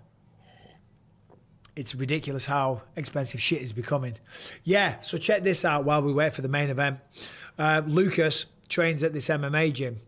And we used to have this young girl live at our house. She was homeless. And Ellie went to school with her. And she was also pregnant. So we took her in for a while and she lived with us for a bit. And her brother, I invited him over to dinner one day. And he was only like 17 at the time. And I said, what do you want to do with your life? Because, again, his sister was homeless and he wasn't exactly, setting the world on fire. And he's actually homeless right now.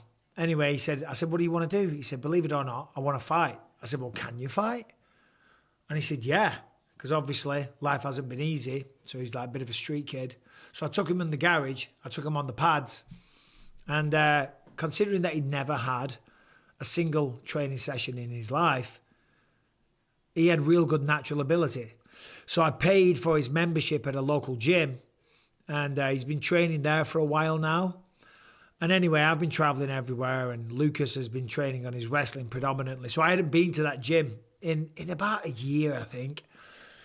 Anyway, Lucas was training, and I went to pick him up the other day, and I bumped into him. And sadly, he told me, I said, how's things? How's training going and whatnot? And he's living in his car. He's homeless. He's living in his car. He's 22 years old. And I went home, and I felt so bad because we've got a spare room here. So I texted him. I said, look, listen, you can't live here because we've got a family, and we've got family visiting this weekend for my son's engagement party. But I'm like, we've got an empty bed tonight, and I can't go to bed knowing that you're sleeping in your car. So I called him, and he's like, yeah, I'm on a parking structure, car park. It's weird how Americans call them parking structures. Anyway, so he came over to the house, cooked him a meal, gave him a beer. He doesn't drink, but I'm like, have a beer. Have a beer with me, come on. And we had a good chat. And he's training, and he's got a potential, but he can't get a fight. So if any fight promotions are watching this in California, I said I'd do a video on a social media post for him to try and help him get fights, because I'll go and corner him. I said, maybe that'll help you get a fight. So we're trying to help this young kid get a fight. Anyway, he's a bantamweight. No, he's not. He's going to be 145. So anyway, there you go. Never heard the term parking structure. Yeah, no, I know. It's a structure where you park your cars. Americans, in my experience of living here, are very, very literal. We prefer to call it a car park because it's where you park your car. When I came out to bloody California, they started talking about bloody parking structures. I was like, what are you talking about? Parking structure. Anyway, there you go. Beck! Can I get a beer, please?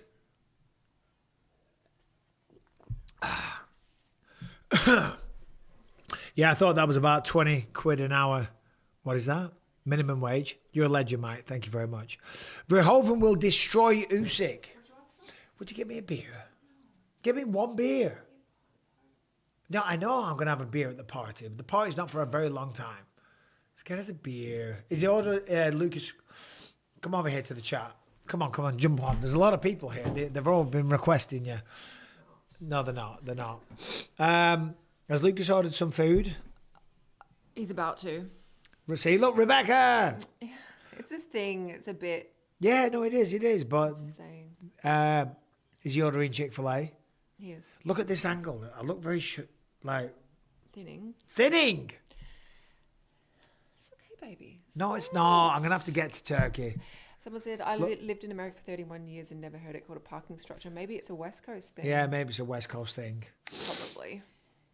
I've never heard it called a parking structure. They do. They do, though. They do. They do here in Orange Parking County. structure. And I was like, what do you mean parking structure? Do they call it a parking structure even whenever it's not like a building? Like, what do they call just a normal car park?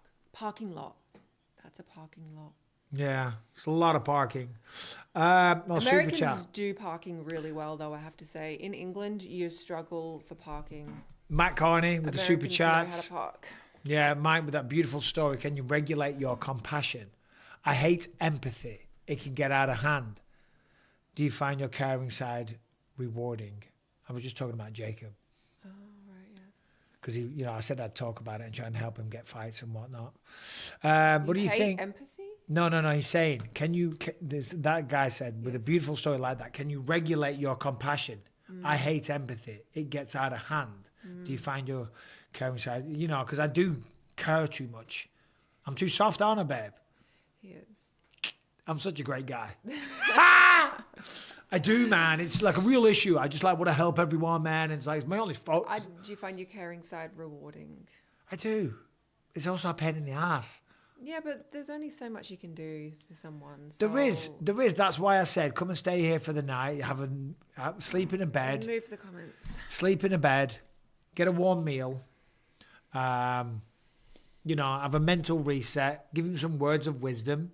But I told him, I said, only you can do this. I can't do it for you, Anyway, Mike, I'm 49 years old and my hair looks exactly like yours when short, but actually a little worse. But did look like yours a few years ago. Definitely get your hair fixed, else it will just keep getting worse. Yeah, I said that to Rebecca. I said, I'm going to go to Turkey. She's like, don't. Grow old gracefully. I'm like, yeah, okay. Or look at it like this. We have the technology, guys. We have the technology. I'll go to fucking Turkey. I'm going to Turkey. I feel like I'm going to Azerbaijan. I should swing by Turkey. You're not swinging by in fact, I swing by Turkey. I go to Istanbul airport for about 4 hours. It's not long enough. It's not long enough, but I could delay the layover. You're not doing that. I might stay in Turkey for a couple of days and come back with a head of hair. Turkey's Yeah, but, calling. like women, it's a new thing for women now to kind of not do cosmetic procedures, and maybe you should do the same thing. Yeah, but I'm not a woman. So I'm not getting Botox or like anything like that anymore. How do you feel about that? How do you feel about that? I'm going to grow old gracefully. Yeah. Well, do it attractively as well. Yeah, you can. You can. What do you think about Usyk versus Rico Verhoeven? Just to change the subject slightly. Are you talking to me? Yeah, I'm talking to you, babe. What do you want me to say? What do you think about the fight? I don't know anything about the fight. I know Usyk, but that's all I know. Okay. I don't know the other guy. Okay. Rebecca's opinions may change when more bald spots start showing up. Yeah. No, I don't care. I don't care about your looks too much. No, well, it's a good job. No, but I don't. Shut I don't up. care about all the wrinkles here and the crow's feet there. I don't care You're about a it. dickhead. I don't care about the graying here. I don't care about it. I don't care about greying. I don't care about a bit of grey. I know. Either do I. A bit of grey's fine. I like greys, distinguished. Very. I don't mind a bit of grey. Yeah, but why can men go grey and it's distinguished, but when we do, we look like shit? Well, And we're letting ourselves go. that's just one of those enigmas of life that you just got to deal with it, right? Men are bigger, stronger, Yeah, I'm not denying that. and also when we get older and we go grey, we look distinguished. Sucks to be a woman. What can I tell you? This conversation's gone very strange. No, it hasn't. Mike, would Rico beat Ernesto or Mirko? Oof. I don't know, man. Ernesto Hoost was amazing. So was Mirko back in his day. Grey equals character. Correct. On a man, yeah. I could always get a weave. Mike has been Americanized and too self-conscious. No, I'm not. I don't really give a shit. No, he doesn't. He's I don't. I'm literally joking just for the sake of conversation and having a laugh at myself. I'm always very self-deprecating. Rebecca's accent is now more American than Australian. Oh, that's probably true. Really? I mean, we have been here for 15 years. 15 years. It's going to happen. It's going to happen. It is We gonna were watching a short clip of The Ultimate Fighter 3 Oh, yesterday. If you want to talk about accents changing, Yeah, man. yours has changed. Hey, a to lot. be fair, it's changed. Shall I get it up? You can get it up if you like. I've been trying. YouTube.com. Hold on, You let's get have a look. demonetized. Fuck them. I won't get demonetized. I don't think so. Let's have a look. Get ready, guys. Get ready, guys. Proper skinhead Michael. Mike, did you ever DJ at Wigan Pier? I don't think you DJ'd there. Yeah, that was another Mikey B. Oh, yeah, that's right. Fat prick. You had... Oh, what are you doing? Oof. Oh, my gosh. I'm like, Yes, he had subtitles. hold on. Yeah. Yeah, these were good days though, man. I won't leave it up too long because I don't know how to get the sound on. I mean, I could ask John. Right. But anyway, whatevs. I don't know what I've done to the bloody chat either. What have I done there? God. There we go.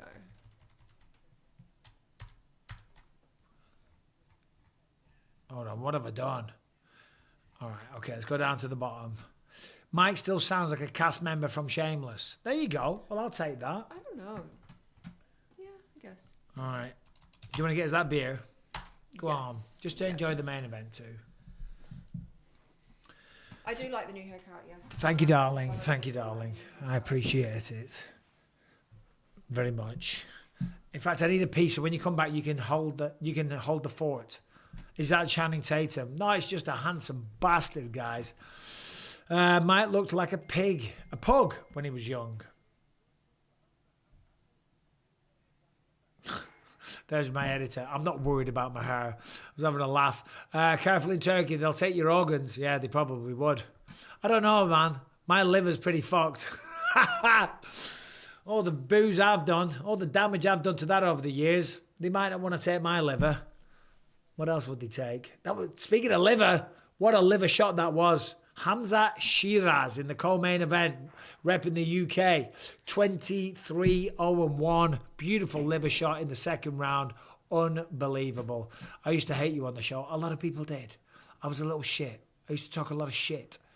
But it was funny. It was entertaining. Watching from my hospital bed. Woke up from a coma last week. Trying to catch up on any UFC fights I should watch. John Officer, how long was the coma? That's the first question that I've got to ask you. You know, if it was a year, you got a lot. If it was a couple of weeks, you could be quick. Babe, sit down. I'm just going to go to the bathroom. All right. You can go easy. Slide yourself in, girl. All right. Cheers, guys. Right, you got to talk. Leave. Okay, guys, I need a question. Nothing fight related, please. The Turks might steal your other eye, someone's saying. Oh, shit. Have you been to Ghent? We talked about going to Ghent, actually. Ghent in Belgium? We talked about going there, but we never did. Well, thank you very much. Nick's 2957. The boss is here. Not quite.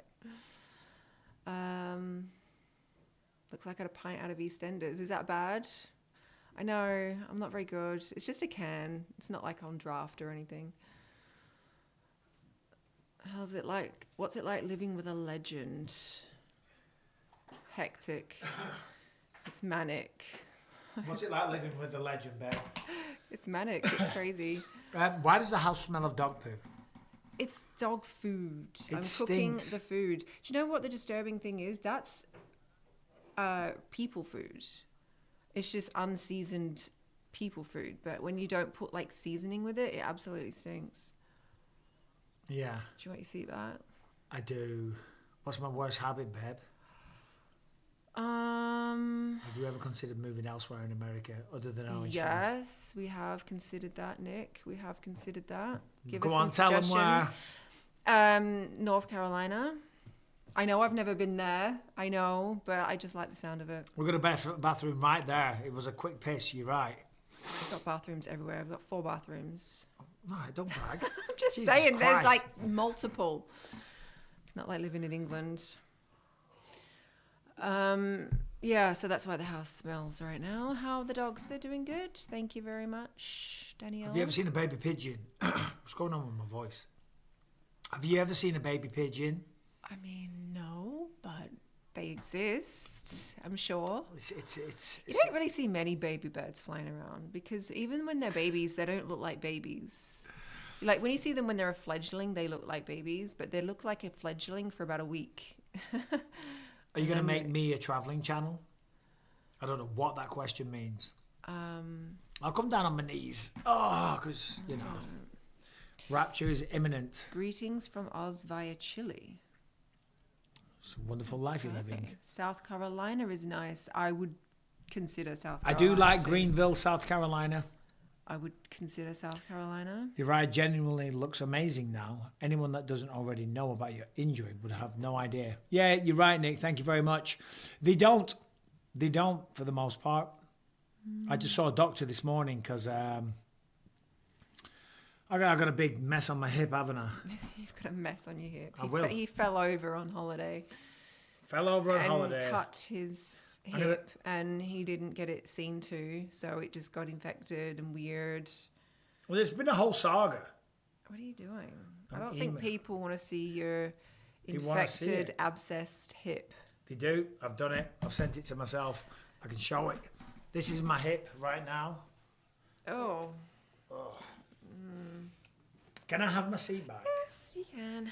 You don't have to leave. No, I'm leaving. No, she's leaving. She's sulking. Oh, that's disgusting. It's disgusting. I know. I know it is. Looking at the photo. I know. I'll show these people here. Can I get... did you order some food for Lucas? He did it. Or did he get me one? I presume so. Oh, good. Check this out, guys. What do you think? This is my hip.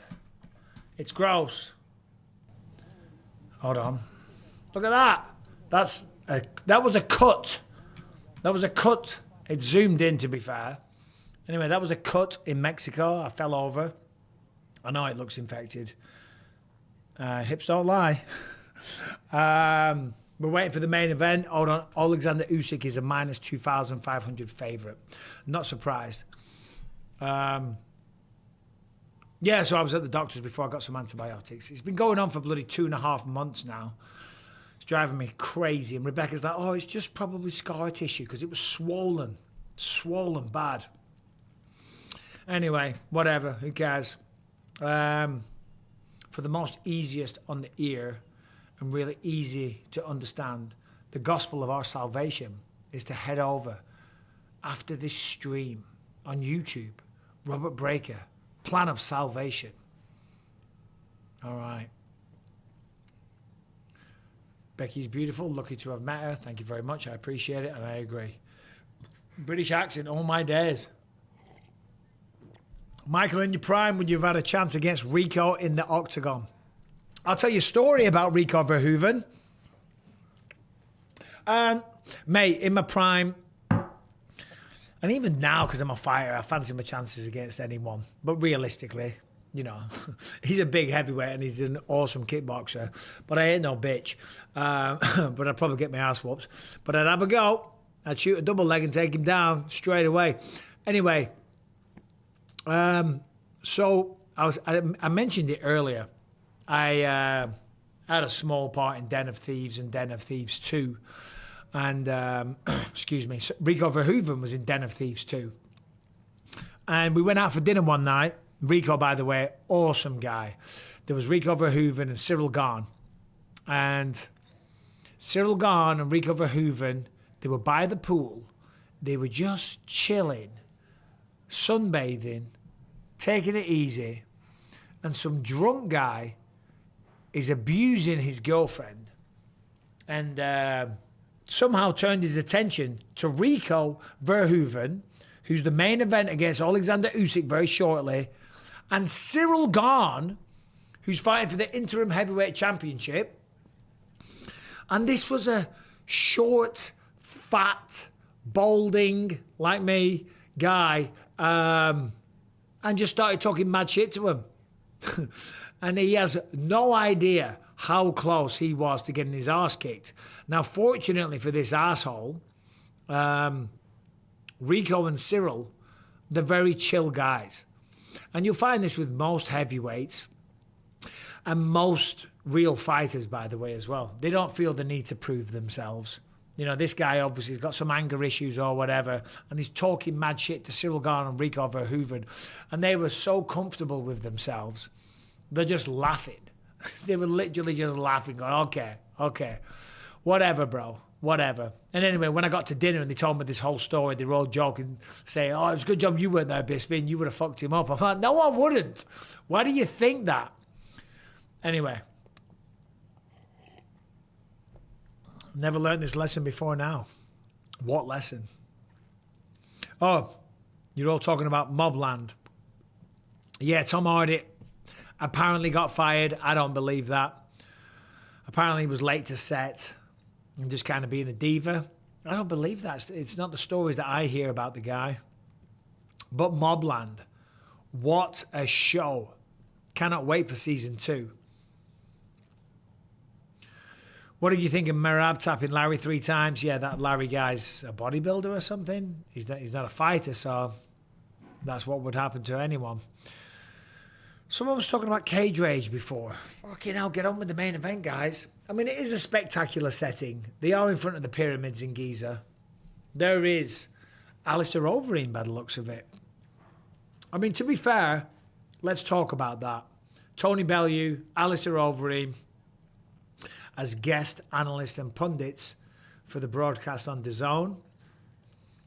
This is not Alistair Overeem that we remember in the UFC. Holy shit. Remember juiced out Alistair Overeem? He was massive. Massive. Remember when Alistair Overeem fought Brock Lesnar?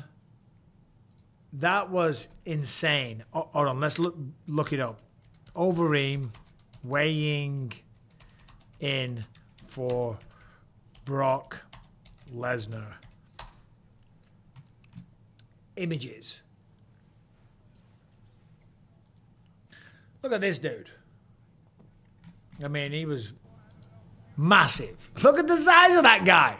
And he used to fight at 205 in Pride. And then he fought that guy. And then he went up to that. I mean, holy shit. A lot of horse meat. But yeah, Baba Jumba, to your point, he looks natural and healthy now. So good for him. Excuse me. But yeah, he was used to the girls. You're right. Anyway, we got 2,100 live viewers. Thank you all for being here. I know I don't do these lives very often. I know most of you, you know, they'll watch MMA Guru or something like that. I don't even know if he's doing one. He probably is. Did they stop the guy abusing the wife? I think they did. I think they said something. That's why it all started. But we appreciate, I appreciate all 2,100 of you being here. And yeah, thank you. If you haven't subscribed to the channel, subscribe, leave a comment, like the video, all that shit, because we're about to get started, I think, with the main event. Let's have a listen to Tony Bellew.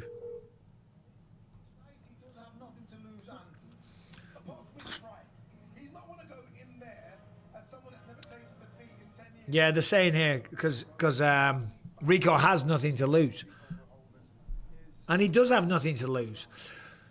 But then they said, yeah, other than his pride, which of course is what all fighters pride themselves on. John's put a poll up. Who wins? Only 27% going for Usyk, of course. I mean, that makes sense. What's going on here? I clicked the wrong button. Tony Bellend. Tony's a good lad. Big fan. Thank you, Master of Gaming. Bisping Army. What do you think of Eddie Hall and Tommy Fury fighting each other? What do I think? So Tony Bellew here is talking about the fight here with Rico and Usyk. He says that Usyk's going to nail him. It's going to be about the third round. He's going to put him to sleep. Probably. It wouldn't surprise me, man. So someone said the coma was 3 months.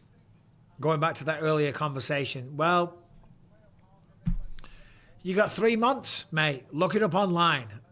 I'm sure as hell not going to go through all the events in the last 3 months.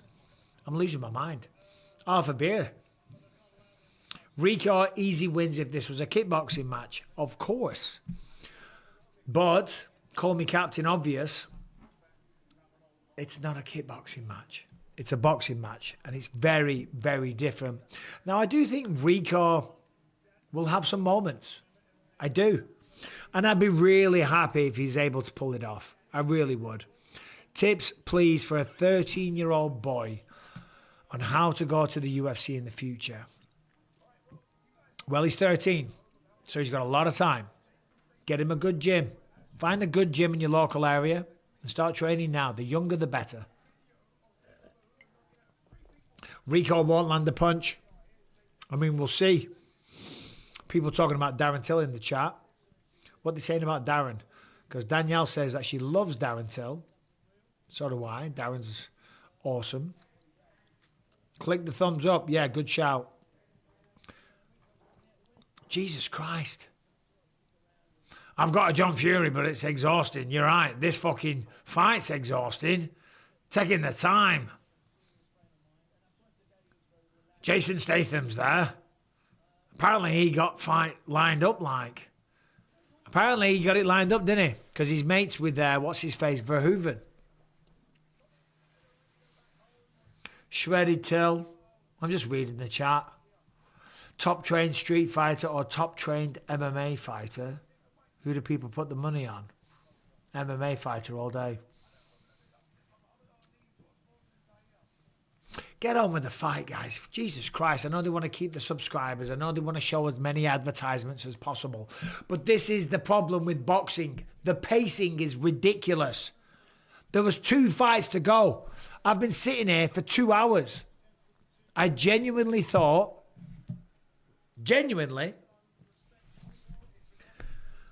an hour tops, hour and a half, I'll be done. It hasn't even goddamn started yet. John Fury and Tyson Fury fell out though. Yeah, they did. I don't think John wanted him to fight anymore. Mike, can you list the greatest UFC champs? Champs/actors. Yeah, GSP, Randy and me. We'll take that. The pacing of boxing events is infuriating. Exactly, man. Exactly. I know they've all got bills to pay. I know they want to make as much money as possible. But Jesus Christ. Mike, do you think Gay Bitch will win his fight? Here we go. We've got a super chat. Mike, have you got any stories about your early interactions with Conor McGregor 2013-14 when he was still coming up and you were a top guy? I do. I got many stories. But they're not for me to share on here. I'll share this. Excuse me. Obviously, this fight with Max Holloway is a rematch. And after Conor fought Max Holloway the first time, he wanted to come out to, well, he did. He came out to California, but he messaged me on Twitter and he was looking for a manager. So I introduced him to my manager. So we all went out for a nice dinner with Paradigm Sports Management, Audiatar, Conor McGregor, myself, and our respective others. And we went out for a nice meal. And then afterwards, we went out for a few drinks, me, Audie, and Conor. And we went to a club and we had a good night out. It was a crazy night, actually. It was a fucking wild night. But that's not the point of the story. So, me, Conor, and Audie, and there's nothing scandalous here, otherwise I wouldn't share the story. But Conor had just hurt his knee in the Max Holloway fight. Remember, he tore his ACL or something. And he still didn't know the results of the MRI. And, excuse me, Dana White calls me and says, yeah, we're trying to get hold of Conor McGregor. I heard he's with you. I said, yeah, that's right. He said, where are you? I said, we're in Laguna Beach. He goes, oh, no shit. He said, I'm in Laguna Beach because Dana has a house there. He said, I'm just at my house. He said, so I'll come down. So Dana comes down to the bar where we're at and tells Conor the extent to his injury. He said, we've got the MRI results. It's a torn ACL and blah, blah, blah. That was back then, man. That was back then. 2013. We went off and had a few, we had a heavy night, let's be honest. It was a good time. Anyway, what we got, babe?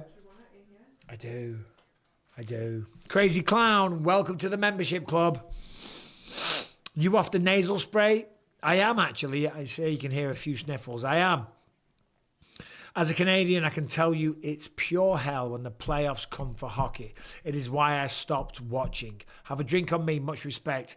Sean Tower 4, thank you very much. And I'm assuming you're talking about the ads and the pacing. Yeah. We've got a new member as well. Oh no, been a member for 8 months. Do you think Steven Seagal really fights? No. He was an actor. And he did some Aikido. And Aikido is probably good for older people to do and stay active. The frustration here is talking about Aikido and also the pacing of this boxing match. I mean, I'm having a great time interacting with you guys. But I've got a fucking headache now. So if they don't get on with this fight, I'm going to lose my mind. And yeah, and then speaking about Steven Seagal and Aikido, I think that just fucking tipped me over the edge. Power slap still a thing? Yes, it is. It is still very much a thing, and it's still very, very popular. Finish the story. The story is, yeah, I mean, yeah, we went out, we had a crazy night. We had a crazy night, we did. It was a funny story, and there was some fucking madness that went on. I'm not going to get into it on here. Nothing controversial and nothing that you would actually be interested in. In fact, you would. Bisping, when's your next movie coming out? Atlas King, coming out August, I believe. First lead role, very, very good film. Myself, the bad guy. I'm the hero. I'm always a bad guy, but I'm a hero in this. Well, I say a hero. I'm the good guy, if you will. Is Cuba Gooding Jr. Only an Oscar winner, so no big deal. But yeah, me and Cuba Gooding Jr. Atlas King comes out in August. I think it comes out in August. Trailer will be available soon. Mick, do you live in UK or USA? Orange County, California, my friend. Babe, thank you very much. Just talk to these a second. Just while I do. Thank you. Drink some water, Mike. Bob Geldof says. Yeah. He drinks a lot of water. I do. He's a consumer. Scoot in. Get closer. He always has to be like eating something, drinking something. He can't just like sit there. Well, you're going to answer questions while I eat this. So delicious. Watch him devour. Delicious burger. Did you do this one? What is it? No, I didn't. Do it. Read out the question. Hey Bisping, hang on. Hey Bisping, Prime for Prime you. What's versus? Oh, okay. Hey Bisping. This is what happens. Prime for Prime, you versus Strickland. How does that fight go? God bless you and your family. Thank you for the question, Mike. Right here, buddy. Right here. All day long. No problem. I agree with that statement. Yes? Yeah. Oh, yeah. It's on the table. Rebecca, is Michael or RoboCop? I mean, I'm getting that way. More like a Terminator. Why, what's RoboCop? Is he like a He's a machine. Yeah, you are kind of getting that way. Dead or alive, you're coming with me. That's RoboCop. I've never seen it. So. You have seen it. Rebecca should be on Mobland. Oh, yeah, I should. Bon appetit. It's delicious. I'm intoxicated. Are you able to talk on Dan Hardy at all? He was as popular. Why can't I read? Yeah, get it together, I'm babe. sorry. He was as popular as you for a short time in 2009 to 2010, and I think he was a great commentator. Yeah, he was good. Very insightful. I'm easy. Carry on. Okay, yeah. Sorry. Are you a big Josh Hokett fan? He likes him.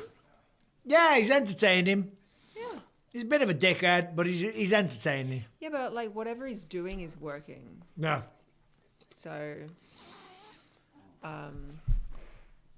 Don't worry, Super Chats. I'm coming to answer them all in a second. 3 more bites. how's the Chick-fil-A? Oh, amazing. I don't eat it. I don't eat. Seed oils, Chick-fil-A. processed food. Yeah, I don't. I have In-N-Out. That's like the wood. That's it. She's so virtuous. I am. How old is Rebecca? How old do you think? Oh, yeah. Let's answer the chat. Let's not do that. How old? Obviously, we're a similar age. How Michael, old do you think, chat? That's a loaded question. But anyway, we'll answer that in a minute.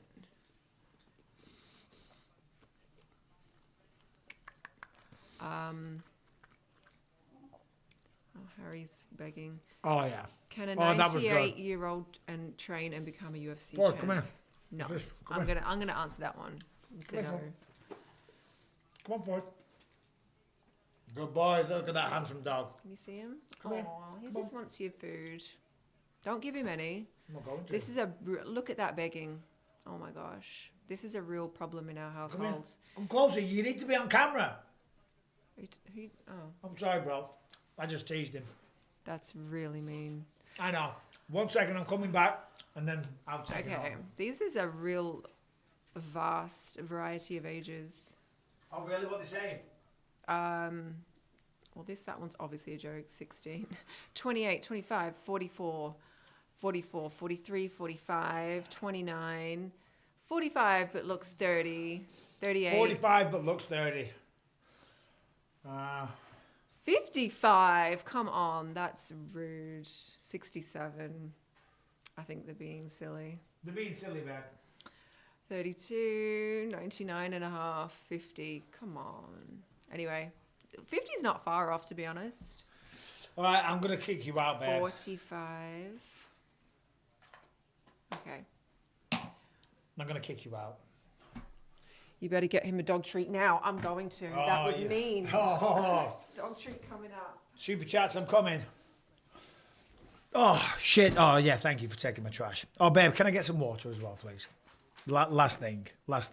And then we're going to talk about the main event, which is starting in a second. We have an engagement party to go to. I don't know if you know that. We leave at 5. Yeah, I know. What time is it now? 2:44. We've got 3 hours. 3 hours. Oh, dear. I will be squeezing in a quick nap after this. I don't know. I mean, because, like, I don't know. Maybe it's my age, I mean. Sorry, I just ate that burger very, very fast. But I got to take a nap, man. I got to take a nap. I had a good workout this morning. I've changed my workout routine. Oh, it looks like the main event might be starting. We've cut to an image of the pyramids. One would assume they're setting the scene. They're going to show the pyramids, and then the fighters are going to make their walk. I hope so. No. Sorry, Nicky Giordano. Sounded like you didn't want to talk about Dan Hardy. Fair play. Sorry for asking. No. It wasn't that. I was eating, mate. I think Rebecca's 23. This makes your decision 10 years ago sus. Yeah, no, it wasn't that I didn't want to talk about Dan Hardy. I was eating. So, no, Dan, I used to train with Dan back in the day. Nice guy. I wish him all the best. He had a great career. He had a good fight against GSP back in the day. So, yeah, nothing bad to say about him at all. But, yeah, I had a mouthful of chicken. A question, I've been noticing nothing but Brazilian Jiu-Jitsu does not seem to have been as dominant lately. And strikers who have takedown defense seem on the rise. What are your thoughts? Yeah, agreed. It's less and less effective. People are learning how to stop submissions. In fact, they've learned how to stop submissions. So that's why a lot of the time you only really see chokes these days. I mean, I think compared to 15 years ago, the amount of arm bars, for example, has dramatically reduced. Dramatically. They're still waffling. Get to the main event, please. So I agree with your take there. Nice teddy bear collection. All right, I don't see any teddy bears. Mike, did you ever find anything similar to Pride rules? I didn't. Mike, what's your workout routine like? Oh, I put a zit in and it's just making me hiccup, so I took it out. Workout routine. Well, I run, I lift, I sauna, I jump in the pool, or I red light every morning. Every morning before I do anything, I do 20 minutes in front of this big red light panel. Maybe it works. Maybe it doesn't. Studies say that it does. But regardless, I use that 20 minutes to do a lot of stretching because my body's really feeling it right now. So I'm trying to stretch a lot, and then from there I'll do a lot of weights and whatnot. But in terms of workout routine, this week I've gone away from... Typically I do body parts like a bodybuilder. I'll do like biceps and shoulders Monday, bench and abs on a Tuesday, back and tricep on a Wednesday, legs and abs, core on a Thursday. On a Friday, I'll do a bit of everything. I'll hit the bag a couple of times a week as well. But just lately, I'm trying to rest a little bit because my body's so sore. My back is covered in knots and all kinds of shit. It's all coming from my neck and going downwards. So I'm just having a little break and trying to just eradicate some of that bullshit going on in my body right now. Just trying to get looser. I was so tight and my body just covered in knots. Right. Just the act of doing something you think is good for you has the placebo effect and is good for you. Yeah? Oh, yeah, well, yeah, you're probably right. But as I say, the red light generates a lot of heat. So when it generates the heat, it warms my body up and I'm stretching and stuff. And it allows me to, and I'm not a guy that does this, but I'll have like 20 minutes, quote unquote, meditation time where I'm just silent, alone with my thoughts, and I'm just doing my thing, and I'm just... I have my coffee in the morning. Then I go downstairs and do that. Then I have my workout. Then I'll sit in the sauna.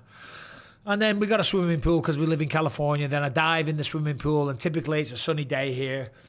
And I just soak it all up. And then I get out of there and crack on with my day. That's when I'm at home. I'm not home very often now. Aliens love red lights. Nobody wants to hear that. Well, someone fucking asked Joseph. So there you go. Someone asked, is my lad still actively fighting? Yes, he is. He got turned down. He's trying to get another fight. 4 opponents turned him down recently. Swimming pool, ooh la la. Not really. It's California. Not everyone, but a lot of people have him. It's nothing overly flash. Would you fight Conor Benn in bare knuckle for $2 million? I think he would separate you from your consciousness. Well, I think you're very sorely mistaken, my friend. I've seen Conor Benn. There's weight classes for a reason. So, I'm not going to shit talk Conor Benn, but he's a lot smaller than me, man. And in bare knuckle, we saw how effective Mike Perry was in bare knuckle. I think I'd do just fine. Anyway, hey, Mikey B. I just switched from watching the pre-fight, and I'm sick of everyone on the show saying how Rico is going to get KO'd inside 5 rounds. If he is, what are we all doing here? If there's no one else for Usyk? Well, I mean, the smart money would say that Rico's probably going to lose. But that's what makes it intriguing, right? I think that most of the analysts agree that Rico's going to lose. I think the smart money says that Rico's going to lose, but anything can happen in a fight. And the mentality of Rico Verhoeven going into this, of course, he's got nothing to lose. That makes him very, very dangerous. I mean, he's not a boxer. Excuse me. I just devoured that Chick-fil-A. He's not a boxer, right? So he's not expected to win. But he is a world-class fighter. He is one of the best kickboxers that ever lived. He can throw a shot with the power to knock out Oleksandr Usyk. He's taller, he's longer, he's younger, so he's very confident in his ability. And that's what makes this very compelling. And that's why I chose to do a live on it today. Because, more than likely Usyk wins. But you never know. Right, we've got a super chat here from Nick Giordano. Do you feel disconnected from UK culture? In terms of like watching soaps or on the telly or going to Tesco's or footy. Love that you've kept your accent.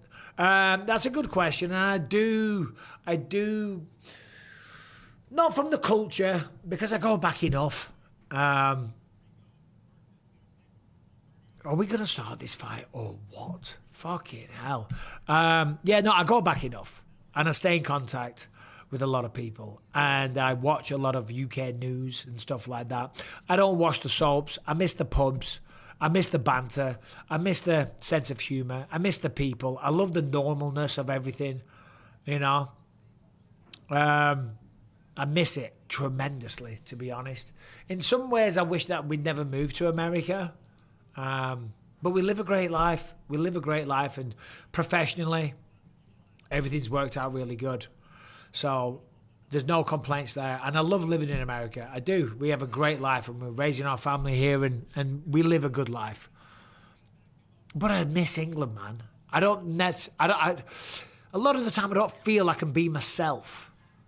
But as soon as I go back to England, I can relax a little bit. I can be myself. I can, talk normally. My accent comes back in very, very strongly. Like Rebecca, I'll call her after I've been there a few days and she's like, oh God, you're talking like that again. My accent comes back way stronger. Start sounding all northern again. Anyway, get your send back over here, lad. It's red hot. Yeah, I know, mate. Fucking hell, weather's mental. Cracking flags. Bisping, don't you keep up with EastEnders? No. Excuse me, I'm sorry. I'm sorry. I don't think comments are enabled, bud. I don't know what John's done in the background, but I think you've got to be a You've fucking commented. What am I saying? You've commented. Maybe on the comment section. Maybe because it's live. Maybe you got to do it afterwards. I don't know. We need men like you to tell the boys to work out. Exactly. Well, that's why I did that run. I don't know if you saw it. There's a video on my YouTube channel. It's the top video on the page. London run. That's why I did that run back in March. And I was going to do one again in Perth. I will do them going forward again. But that's why I did it, because I wanted to encourage young people to get outside, to get running, to work out, release endorphins. You know what I'm saying? And it was a good way of just connecting with everyone that's been so kind to me over the years. I just got a notification here. Someone sent a gift. What does that mean? What does that mean? I don't know what that means, but thank you very much. Who's winning the World Cup 2026? Probably not England. But wouldn't that be great? We get excited every time. Street Fighter or Mortal Kombat? Street Fighter all day long. Mortal Kombat's okay. Street Fighter... Again, I still think on Street Fighter 2, the original version, I will beat most people. I haven't watched The Boys. Yeah, I haven't seen the last season though, because I know the new season just came out. So I hadn't seen season 4. I'd only seen seasons 1, 2, and 3. Started watching season 4. Load of shit, man. Load of shit, and it's woke. And it's too much like bullshit politics. It's garbage, man. And I really liked 1, 2, and 3. I've never understood this about boxing. The fans are here watching. You don't need to promote the fight more. The viewers are here. Massive problem with boxing. Yeah, of course. I fully agree. Now imagine that you're one of the people that has spent a significant amount of money and you're sitting in the stands. What the hell is going on? Do you know what I mean? People have paid money for action.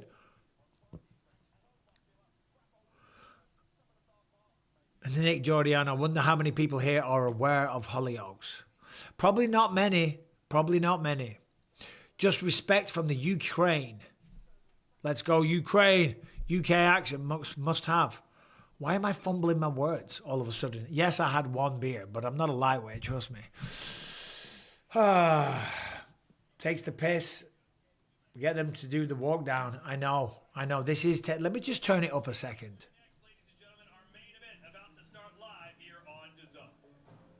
All right, about to start.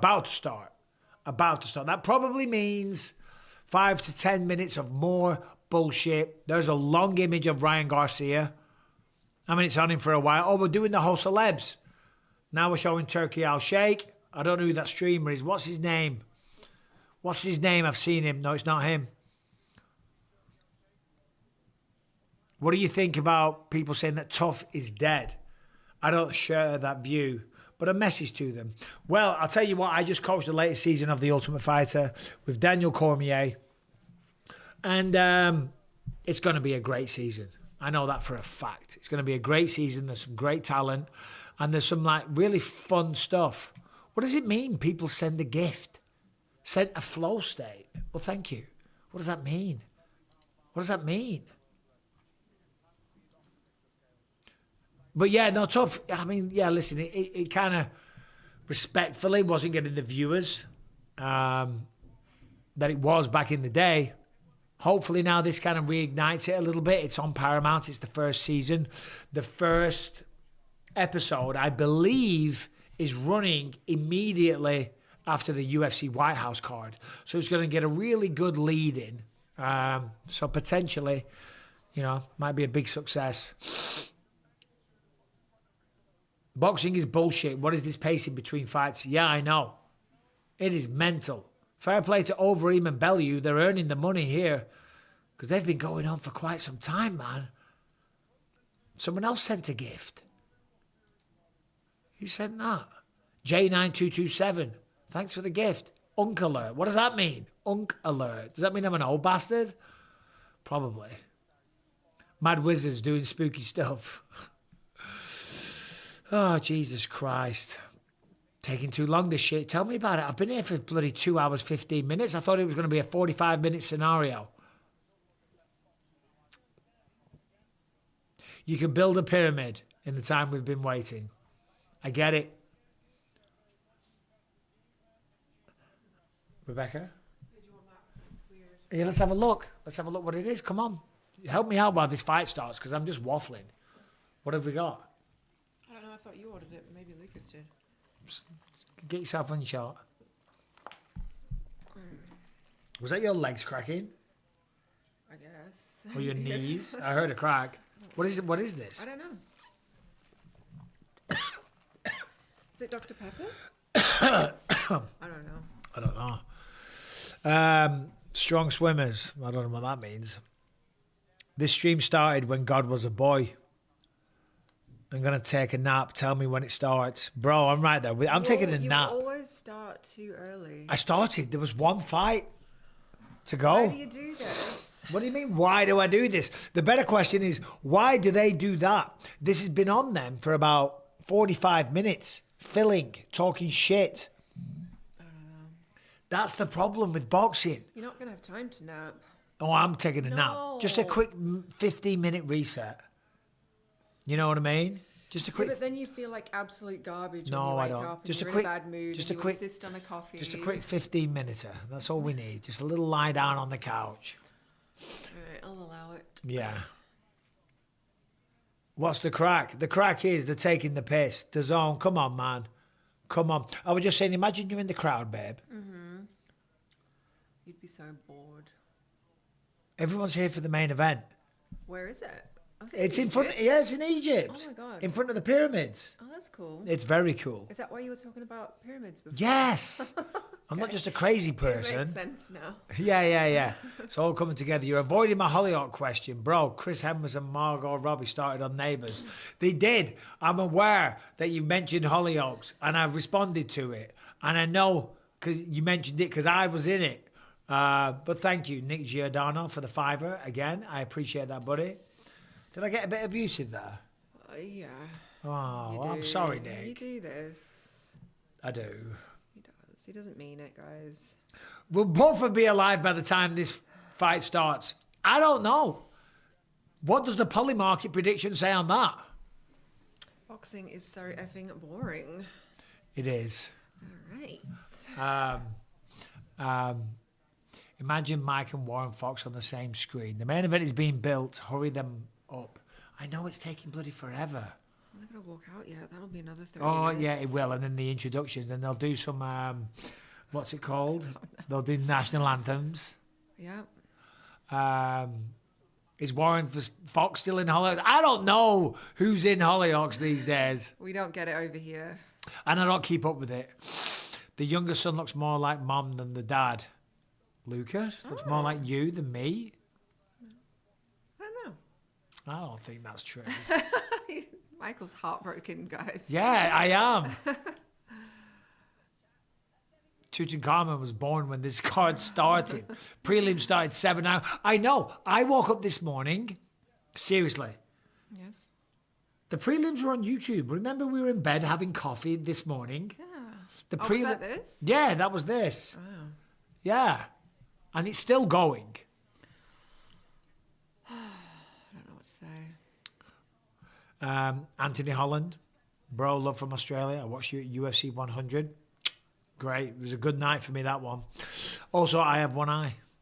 Yeah, well, Rebecca needs a channel. You want to do a channel, babe? What would it be? What would it be? What are you going to talk about? It would have to be like... Was it what? That's like a cooking channel. Or something. You could be I could just cook in the kitchen. A channel about how microplastics are bad for you. That's everywhere. Everyone knows that. I did someone says, Mikey B, do a quick set while we wait. I did a set yesterday. I uploaded it to my YouTube, what am I saying? To my SoundCloud channel, so check it out. Travel Channel Bisping. I'm going to Hong Kong and then to Macau next week. I might do a little travel blog. I might do. The only problem is like it's a lot of work when you're on the go. And then... Yeah, but people like it. They do. I'll do it. Do it. I'm doing it. I'll do it. Up the villa. Call Rebecca like Aussie. Rebecca? Rebecca! That sounds weird. Doesn't sound like you. Michael Buffer's in the ring. Oh, that's a good sign. Maybe read the super chats you missed, you fucking waffle. Well, here's one that just came up right now. So boxing breakdowns. It's probably because fights ended early and they didn't get people in for filler fights. Rico drops Usyk, jab, step to the right turnover. Ooh, I mean, that's a prediction. Boxing breakdowns. Let's go. I said it reminds me of AU calling Sharon. What time's the big fight, my friend, is starting any second now. We've got Michael Buffer in the ring. We have the audience all over the world glued to their screens. We have, I don't know how many thousands of people in attendance sitting there right now sweating because they're in Egypt in an outdoor setting. I don't think they're close, yeah. Probably a lot of bugs, mosquitoes. Do you think they get mosquitoes in Egypt? I think it's too dry. Too dry. It's the desert. Dry. It's the desert. I think it's too dry. Hold on. But it's dry here and we still get them. Oh, it's time. Thank God. Thank God. Right. Bro, I can't keep glued anymore. Well, you can, because the fight's starting now. They're doing the intros as we speak. Rebecca, ask about Mackenzie Dern. What about her? All right. Geez, when will this cringe so-called fight happening? Well, it's starting right now. We've filled for long enough. We have the pyramids. It's all lit up. Michael Buffer is making the announcements. Ladies and gentlemen, in the words of the immortal Bruce Buffer, Michael's brother, it's time. Give me a kiss, babe. Mwah. All right. Right, lead me to it. As soon as this fight's done, Yes. we're taking a quick nap. All right. Finally. Thanks, babe. Oh, I don't want this. I don't drink soda. I don't drink soda. Oh, get us another beer. Just one. Just one. Yeah, it's the last one. No, I don't want it. Just get us a beer. I don't want it when I get in. I want it now. Get us a beer. For the fight. All right. Here we go. Yeah, they're fighting outside. To whoever said that. Oh, now they're doing an intro. They're doing the video package. The Master of the Ring. Only time I never liked Bisping. When? What did I do? Usyk ring walk is going to go off. Says Boxing Breakdowns. Oh, Boxing Breakdowns says, I did say 5 past. Yeah, it's been a while, man. I know you're an MMA fighter, but do you think pointless fights like this damage boxing? Carl Madison, thank you very much for the 79, whatever they are. IDR. I don't know what that is, but cheers. In the Roman Empire, what was that? Oh, I'm not reading that out. Google says your net worth is 9 million. Accurate? I've got no idea. I don't know. I don't think about that stuff. Probably not.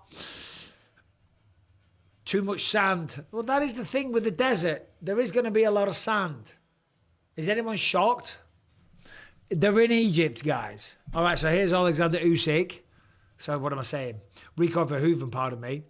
Rico Verhoeven in a very Egyptian-looking robe with a couple of Egyptian-themed warriors walking him to the ring. The ring walk has finally started. Has officially, I meant. What do we think about the Egyptian theme, babe? Quick, real quick. I like it. Come over here, just for the walks, But when the fight starts, you got to get. It's pretty cool that the fight in there, though, isn't it, babe? It is cool. Do you want to sit down? No, Yeah, just sit on my knee a minute. I don't. Ow. Oh, sorry. Okay. I'm No, good. sit on my knee, no, because it's a weird angle for you. That's pretty cool, though, isn't it? No, it is. I like that. I have always wanted to go to. Yeah, Egypt. and I've never taken you. I've never taken He her. hasn't. What would you have said if I said I'm fighting in front of the pyramids? Great. Great. That is awesome. I'll though. be there. Like, what an iconic sight. Rico Verhoeven, oh, he's punching the ground. That was a bit lame. Nah, he's trying to put a show on. Didn't work for me. Oh, you didn't like it? Fireworks go off in the background, flames on the path. I mean, it's pretty awesome.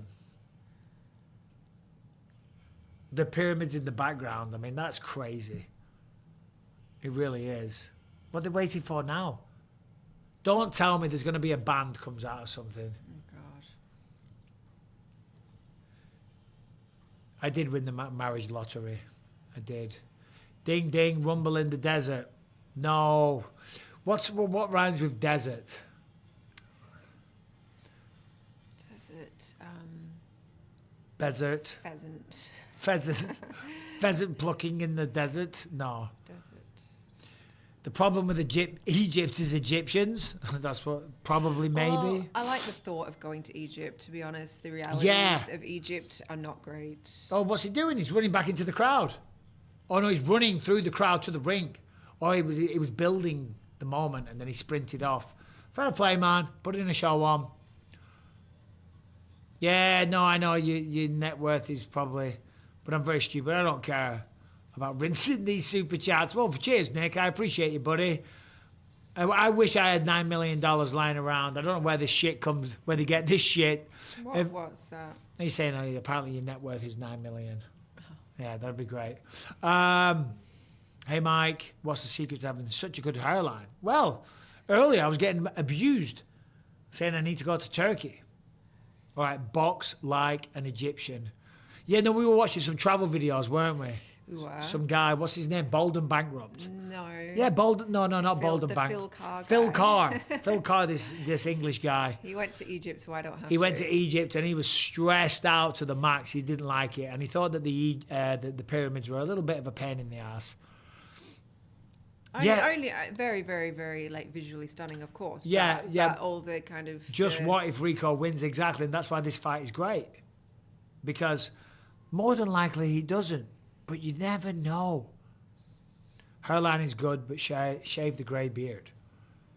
All right. The dust up in the dunes. That's good. Here's Oleksandr Usyk. Well, he's not actually him. I think that's a video package. That's AI. Can we stop with the AI, please? Just shut up. Can Who we just cares? Stop with the AI. I care. Decking in the desert, the melee on the telly, the rumble in the jungle. What's another one? I don't know. What did he say? The dunes, the scrap on the dunes? Carl Pilkington in Egypt is hilarious. Yeah, he does look like Carl Pilkington. Oh, we'll have to watch Carl Pilkington. That'll be fun. Oh, he's actually talking about Carl Pilkington. I think so. Oh, right. No, but Phil Carl is a bit like... Yeah, but Carl Pilkington would be hilarious. Usyk is dressed as... What is he dressed as? Is that a Roman warrior? I mean, I get it. They've obviously... Do you think they've been told, mandated by the organisers, that you're going to dress in Egyptian themes? Is that Egyptian? I don't know if it's Egyptian. I don't think that's Egyptian. No, I think it's Roman. My history is a little vague. We're both... But the Romans We're did both go dumb, okay? to Egypt and got Cleopatra or something, didn't they? I don't know. Something like that. Is this fight a pyramid scheme? Oh, that's a good one. It's good. It kind of is. Hey, Mike, earlier I found a mummy covered in chocolate and nuts. It must have been the Ferrero Rocher. Oh, my God. Ferrero Rocher. Dad jokes all day, man. Hello from sunny Blackpool. Mike dressed as a Roman because in the Roman Empire, femboys were a status symbol. Okay, Oleksandr Usyk, last few fights, Daniel Dubois, Tyson Fury, Daniel Dubois, Anthony Joshua. Good resume. Leaning so hard into the entertainer that they're reaching jester levels. Yeah, it does take away from the sport. I agree. You know, I mean, listen, I'm all for the show, but having them both dressed like that, which I would suspect is mandated. I don't believe that both of them came up with the idea of dressing in theme, in costume. That's a little bit silly. I mean, it's like in Rocky IV when Apollo Creed comes out, living in America and that whole thing, right? It's a great show, but I don't know, man. Nick Giordano, bro, you're wasting your money, man. The personal opinion of all people shouldn't give a shit about your hair. Happily married, nice family, tall and athletic. You'll be in your 50s soon. Be Statham. Oh, Exactly. I'm rocking it, babe. Don't worry about me. Fight is postponed due to bad weather. Loser has to build a pyramid. Greetings from Austria. Yeah, it's another Turkey Al Sheikh show. I mean, it's sponsored by Riyadh Season. Does anyone know how much they've been paid for this? Right, I need a pee again. So I'm going to allow you to just talk 1 second while Michael Buffer does the intros. Okay. And then the fight will start. So go ahead, babe. Okay. Wow them. Yeah, it's corny. I know. You're not wowing. Go to the bathroom.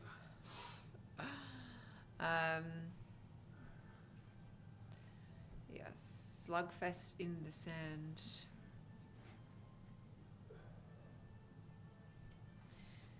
Or speaking. I'm reading. I can't read and talk at the same time. Someone said, yes, Mike's left. We finally get to be alone with me. Suggested. Yeah.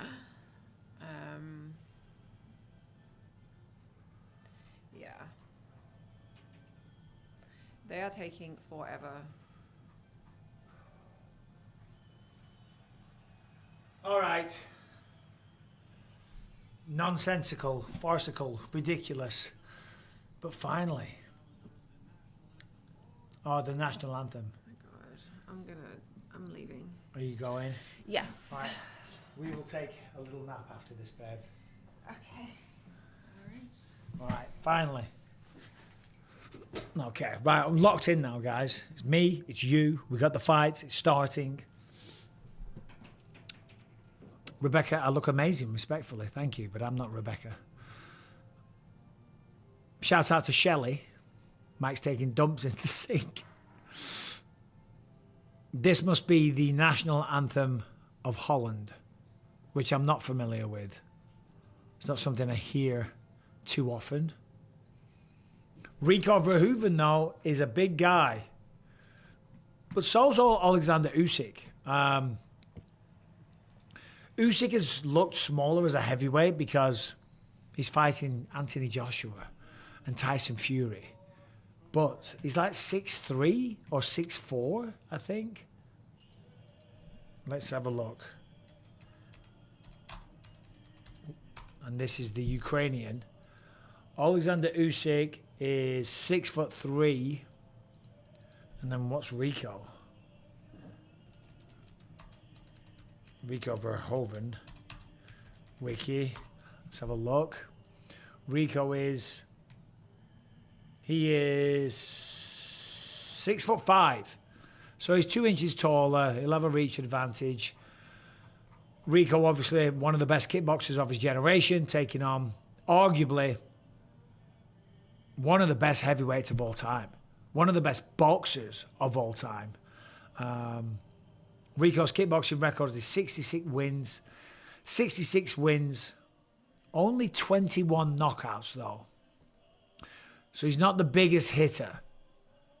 So getting a knockout over Usyk is going to be hard, man. Now you never know. The perfect punch lands. The perfect punch lands in the right spot, anyone can go to sleep. So you never know. But that's what makes this fight intriguing. It's certainly more, in terms of a fight, more intriguing, say, than Conor McGregor versus Floyd Mayweather. I'm not saying it has the numbers that did. I mean, because that was one of the biggest pay-per-views of all time. But McGregor was an MMA fighter. Rico's a kickboxer and one of the best to ever do it. But someone there in the chat says he's going to sleep, Xenomorph Lee. More than likely. More than likely. And I say that so respectfully. I like Rico. He's a great guy. He's an awesome fighter. I wonder what the purses are. Let's have a look. Just while... Purses for Usyk versus Rico. That should bring it up. Okay, so what do you think? Because this is crazy, man.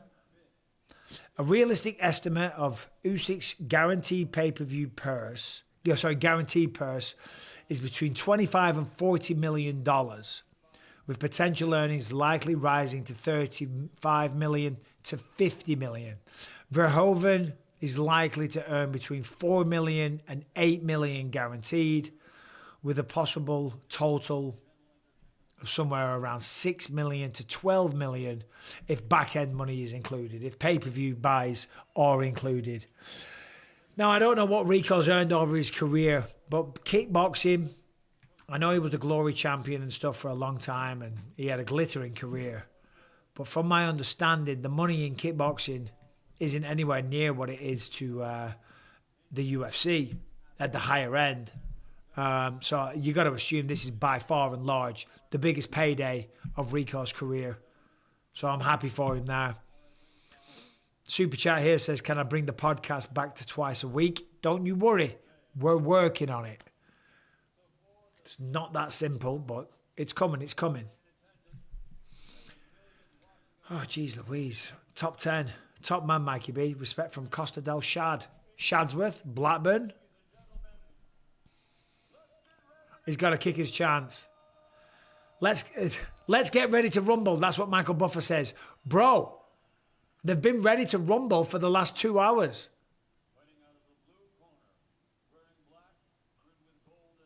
I would fake a KO for that amount of money. No one's faking a knockout. Rico's here to win this fight. Rico is here to win this fight. Simple as that. He hasn't come only for a payday. Of course, it's part of the reason.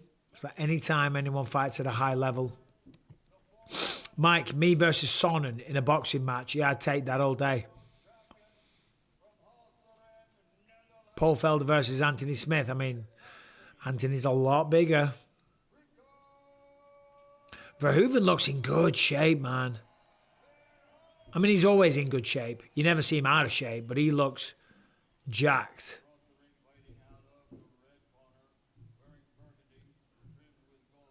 Usyk looks same as he does. I mean, he's in good shape, but he doesn't have like a bodybuilder physique. That's good, because he's not a bodybuilder. He's a boxer. Exactly. Daniel Gornall, 6645. Mike thought he was doing a quick 45-minute stream. He's been sitting here for 2.5 hours. Exactly. Exactly. I'm losing the will to live. My neck is destroyed. So the headache's kicking in. Still with... Look at all the belts. They're the most Ukraine-looking people ever. The guy with the shades holding the belt.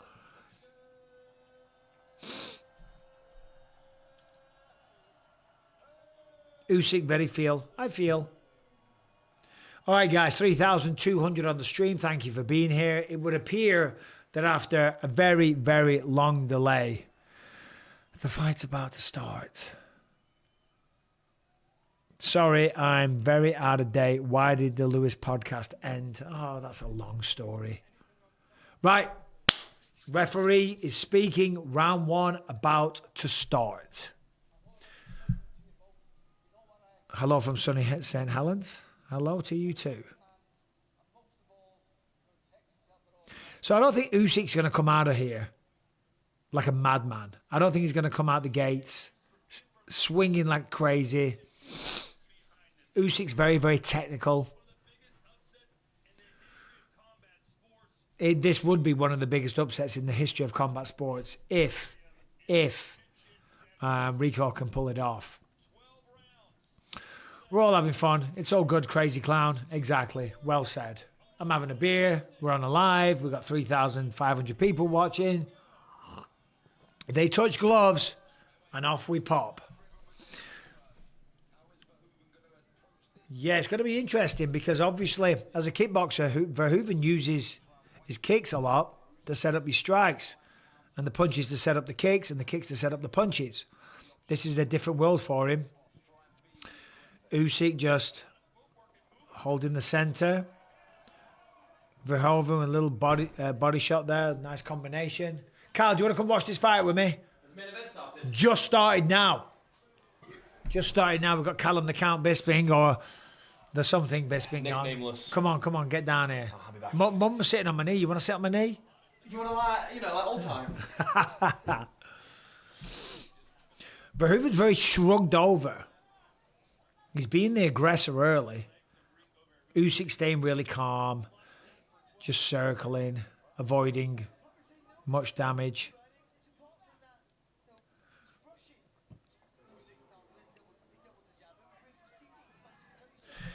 Verhoeven's doing this a lot with his hands.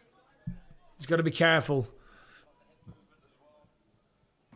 He's doing this with his lead hand a lot. And anytime it comes down, it presents a target. And that's what Usyk's doing right now. Oh. It's a little on the sloppy side, and I say that respectfully from Rico, but he's not a boxer. So he's being aggressive and a little wild. And Usyk might struggle with that.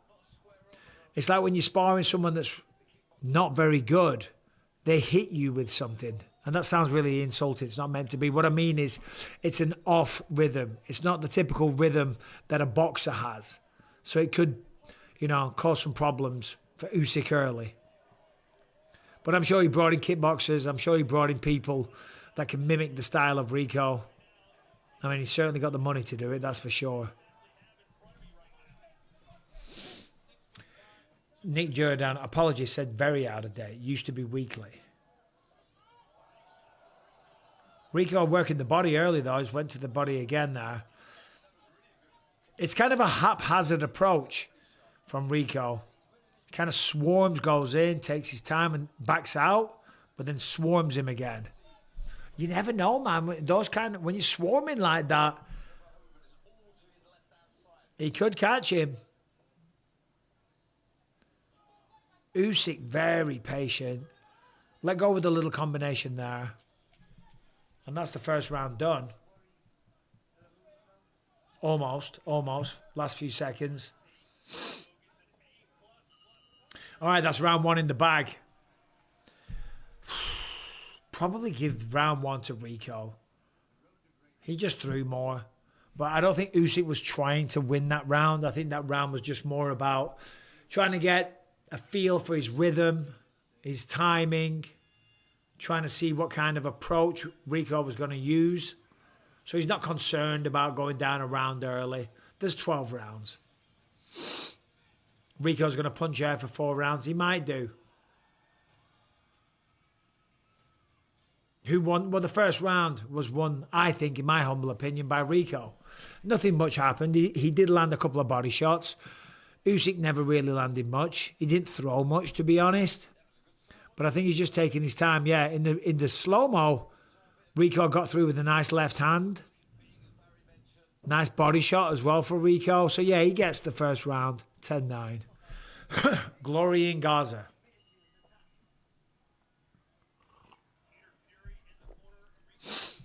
Yeah, someone there, eye in the sky, says that Rico's using a lot of energy early, which he is. Remember, it's a 12-round fight. He's moving around a lot. He's bouncing around a lot. He's swarming, throwing big punches. But Usyk is just being very economical. Pops him with a little jab there, little left hand. Backing up, controlling him with that lead jab.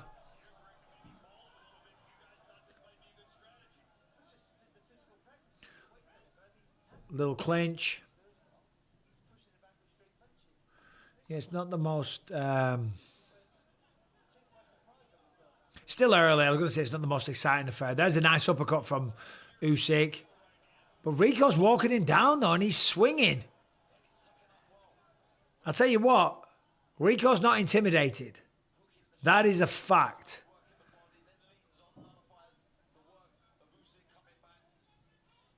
Usyk, weakness in his stomach. Christine Startup says. I don't know if that's true. I mean, yeah, you're talking about the Daniel Dubois punch. I wouldn't say that means he's weak to the stomach.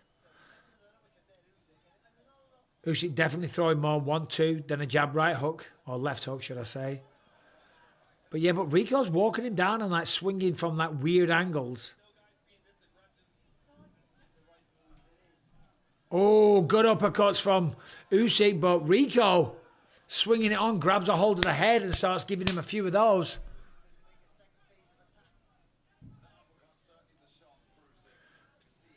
Rico to the body again.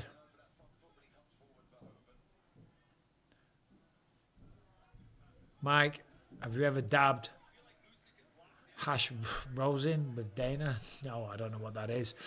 Never got tied during a fight, folks. Only saying. Oh, Rico never did. Rico never got tied during a fight. Okay, all right. Oh, a nice combination by Rico. Forces Usyk into the corner. Looks like a couple of those connected. Mike, what time am I at? It's round 2. 34 seconds on the clock.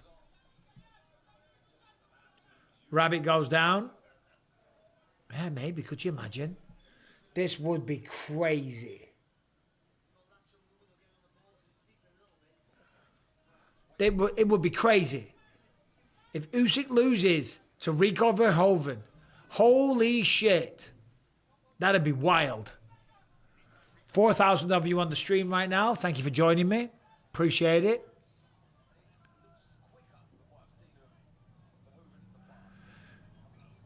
Yeah, it's an awkward style that Rico's using.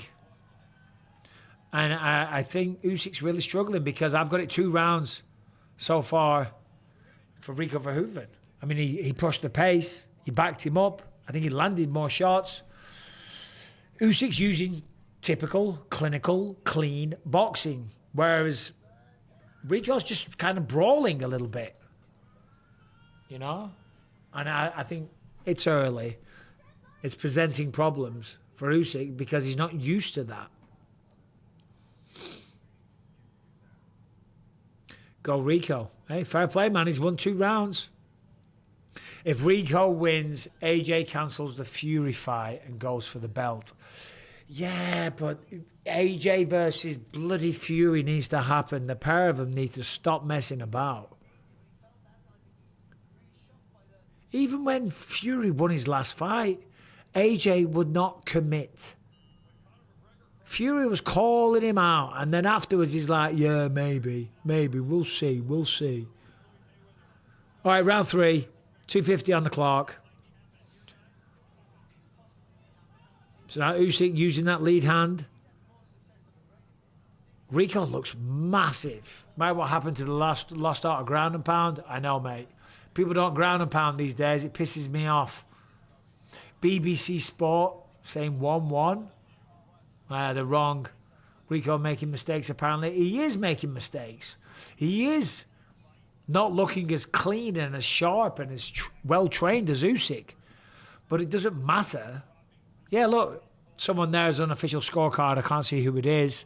But they've got him, Rico winning both rounds. So do I. BBC Sports don't know what they're talking about. Rico's backing him up again. 1-2 from Rico. Usyk clinches.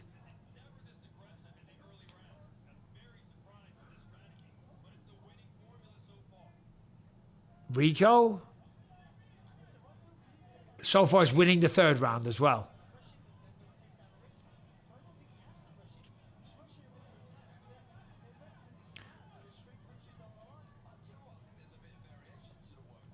Oh, Usyk caught him with a good shot there, but then Rico fires back 4 or 5 punch combination. Oh, big left hand for Usyk. But Rico wasn't phased. Took it. Firing back. Oh! Rico just landed a huge shot. Usyk fires back. This is an interesting fight. Never mind the storyline going into it of the greatest boxer and greatest kickboxer. This is shaping up here, and Rico's feeling himself.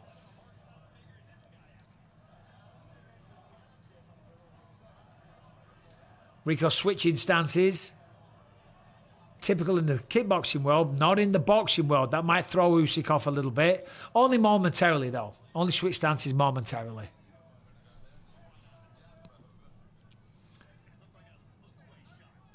So now Usyk's finally got Rico backed up in the corner. There's 25 seconds left. Rico punches his way out of the corner, though. Takes no damage.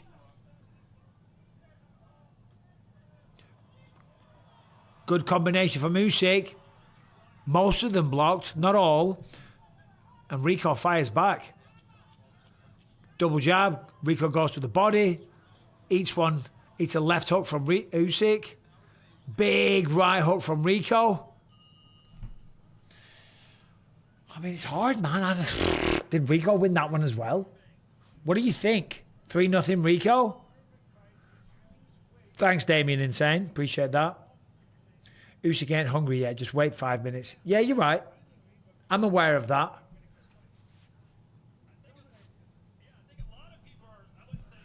I'm aware of that. I'm aware that so far Usyk is staying relaxed. He's not panicking. But yeah, most of the chat is saying 3-0 Rico. I agree. That one was less convincing than the first two. But I think Rico, if you ask me, took that. So far, 3-0. I don't think anyone expected this. Usyk's having fun. His best rounds are 8 onwards. Yeah. But if it went to a decision and he's lost 7, he'd lose. Holland is small, but a great fighter country. Oh, dude. The fighting talent from Holland is ridiculous.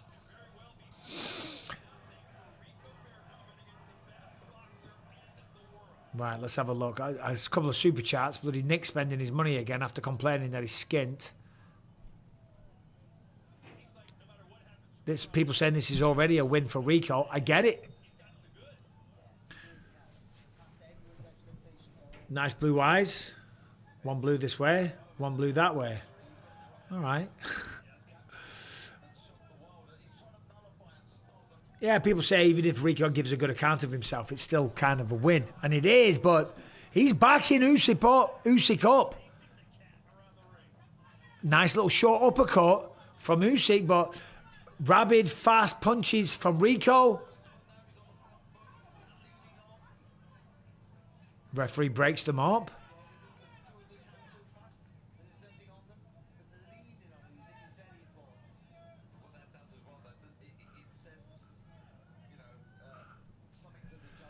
Okay, come on. Oh, there's a good combo from Usyk. That's some nice work. Had a bit of sting on it as well. Oh, Usyk felt that one. Sorry, Rico felt that one. Usyk with the jab. I keep getting the Rico and the Usyk mixed up. 1-2. Big moments here for Oleksandr Usyk. Yeah, Usyk, once he smells the blood in the water, he's one of the best at finishing. And he might be smelling a bit of blood right now because he's landed some big shots and the body language has changed from Rico. Seems like he's recovered now, though. Rico won't be knocked out. That's what someone says there. I hope not. Let's see. Ooh, little uppercut from Rico.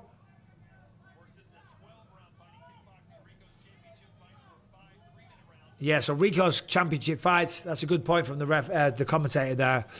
Rico's fights were mainly 5 2-minute rounds. These are 12 3-minute rounds. Good 1-2 for Rico, though.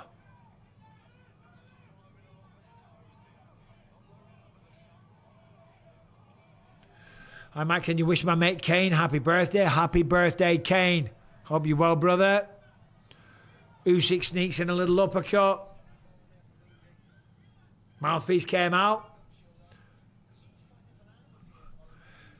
Husband says, MMA is so superior to boxing. In my opinion, I find boxing in general artificial fighting. I'll watch Muay Thai over boxing all day. MMA is king. I'll make an exception for these crossovers. I agree with you. I agree. Boxing is a limited skill set. Still doesn't mean I don't enjoy and appreciate it for what it is. They're putting on a show here. It's a great spectacle. Other than the pacing, there's been some really good action. I think that was a good round for Oleksandr Usyk. Probably 3-1 now after that. Let me know in the chat, please. What do you reckon? Usyk is getting tired. I don't know if he's getting tired. Good uppercut there in the replay. Jab. Clean uppercut from Usyk. MMA #1. Yeah, it is. I mean, I'm biased. I'm going to say that. Boxing fans would say, no, MMA is a lot of shit. But, that uppercut of Usyk, so nice. So nice. MMA boys are weak versus boxers in a boxing ring. Well, only if they're boxing, mate. They're not too weak if they're mixed martial arting.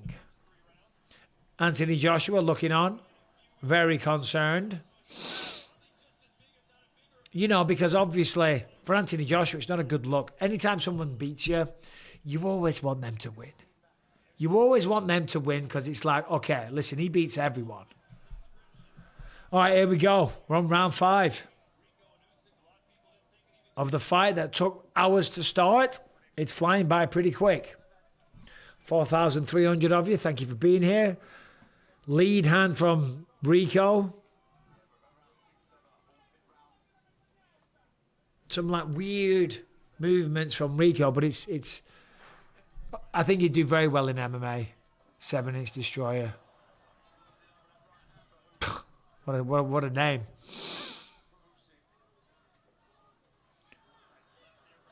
Oh. Rico is very unorthodox, but he's walking him down. They're clinching now. And in those exchanges, he landed a big shot.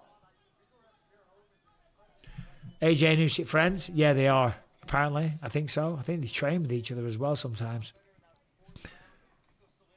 Bisping is the goat for streaming this and suffering through the pacing. Fucking hell, bro. Suffering is the right word. I'm in neck pain. I'm in mental pain. I'm in mental torture. I mean, it started, so now it's interesting. Well, how long? 3 hours I've been sitting there waiting for this to start. I just bet 5 on 5-round Usyk fight. I just bet round 5 Usyk finish. My God, I can't even speak. I've been here that long. We'll pay for chats. Okay, let's go, Nick. So you've bet on Usyk to finish him in this round. Oh, Rico with a nice glancing left hook. It's been a better round for Rico. Obviously, round 4, Usyk kind of took over a little bit, landed some really good shots, but Rico doing well here. 60 seconds left in round 5.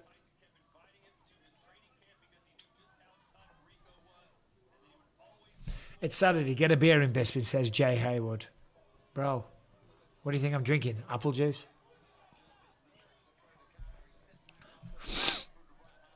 Oh.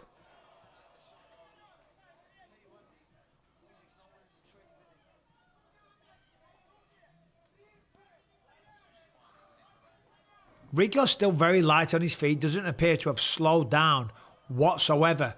Pops Usyk with like a little right hand. Very hunched over though, which is surprising. Very light on the feet, skipping about, closing the distance well. Rico looking sharp here in round 5. Had Usyk swinging at fresh air. Rico lands a couple of double jabs. And that's that. 4,500 again. Drops for a minute there. Right, who won that round? What do you think? All professional fighting is done by athletes, period. Boxing, UFC, wrestling, etc. They are still good skills to know. Street fights, real ones, are fought by killers. Entirely different world. That's an incorrect take. A lot of the greatest fighters in the world started off as kind of like street fighters, mate. They're not athletes. I wasn't an athlete. I was a street fighter. You're my favourite fighter together with Baz Rutten. Baz Rutten is the man, so I'll take that. Thanks for the stream. Seriously, love you, Bisping. Thank you, J9227. Appreciate that. Yeah, so who won that one? 4-1. Yeah, a lot of people think that Rico won that one as well. Honestly, I think Usyk isn't as out of breath as Rico. Yeah, I mean, in between the rounds, Rico does look like he's gasping for air. But then he comes out and performs well in the round. So he's recovering between rounds, which is fine. Good jab uppercut from Usyk.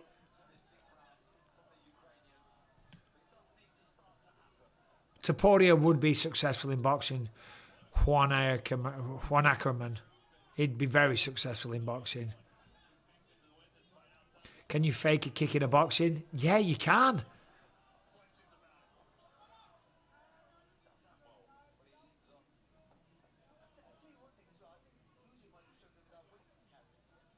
There might be a world here where Rico Verhoeven outworks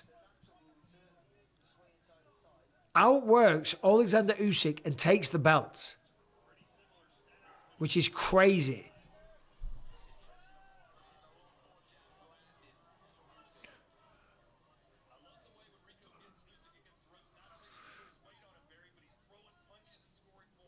Yeah, someone said that Usyk better start fighting.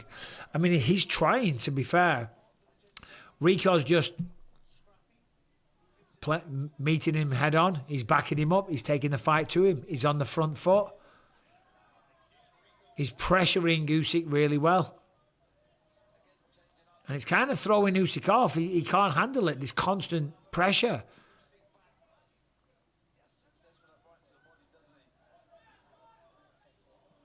This is crazy.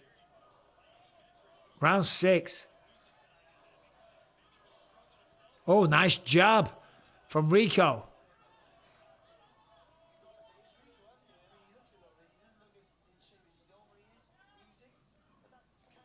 Oh, that's a nice 1-2 for Rico. Partially blocked, but you still feel it. Holy shit, could you imagine Rico knocks him out?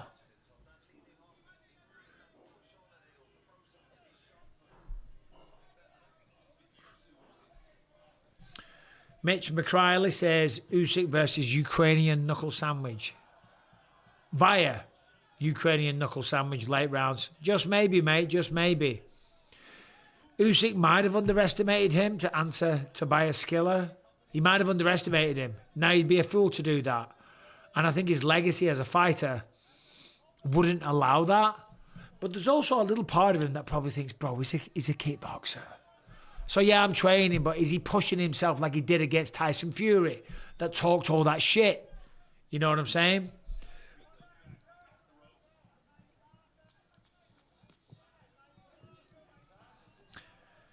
Demon Spit, want to know if you could pitch a podcast with you that could compete with Deep Waters. Also, who you got in this lastly. Yeah, it looks like Rico's going to take it. What do I think about Oliveira versus Moicano? I have no idea, man. I didn't even know that fight was happening.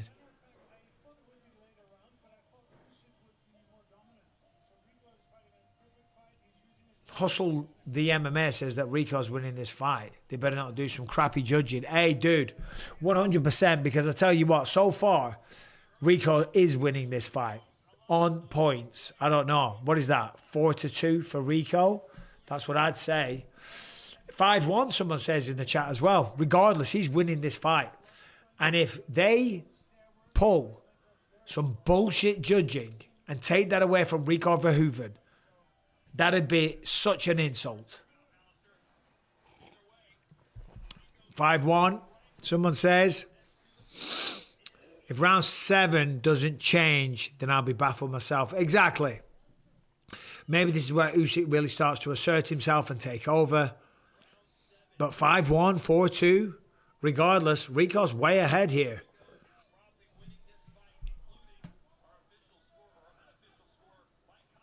Huddersman's asking about Floyd Mayweather and Conor McGregor. Could it happen again in MMA because Floyd Mayweather's broke?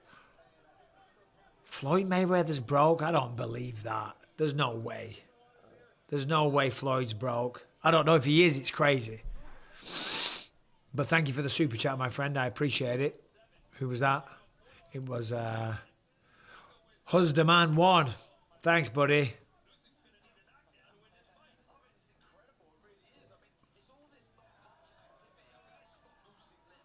Yeah, so Rico's, again, it's a very unusual boxing style, but he's been effective. He just landed a good combination there. Threw an uppercut, landed to the body.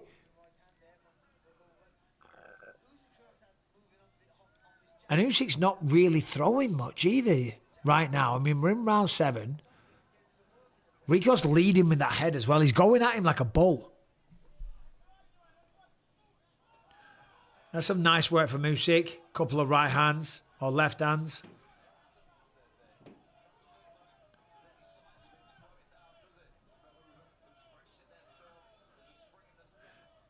Demon Spit. I mean, I'm open to it, mate, but basically your scalp is showing. It is. Yeah,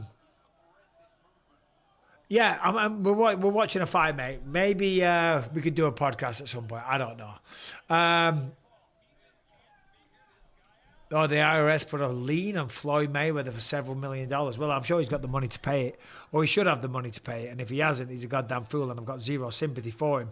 Right, Rico going forward, head covered. Usyk unloads with like a 6-punch wild hook combination. None of them really landed on Rico.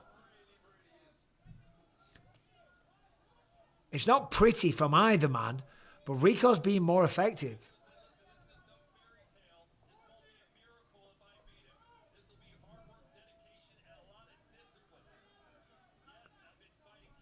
Yeah.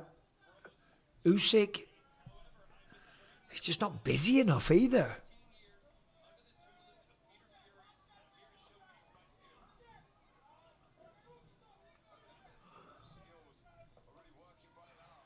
There's a good jab for Rico as well. Yeah, it's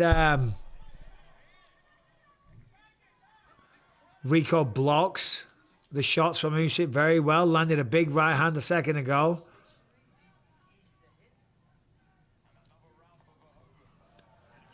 And it's another round for Rico Verhoeven. Adam Smith talks about saying Usyk destroying Rico. Well, Adam Smith is talking out of his ass.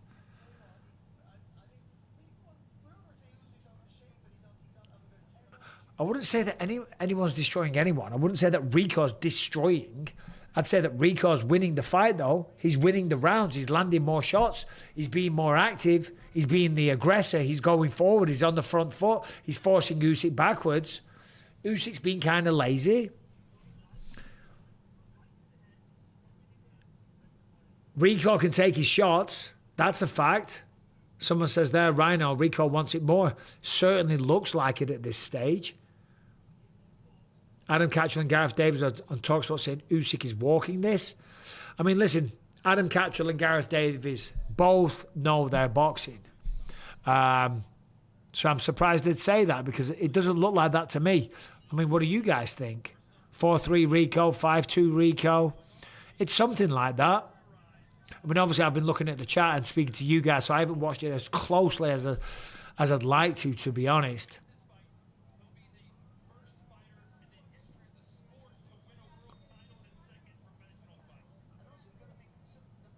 So there's a jab from Rico. Again, there's the little uppercuts inside. They don't really score much, though. There's a right hook on the end. Usyk lands and clips him, though. Left hand from Usyk gets through.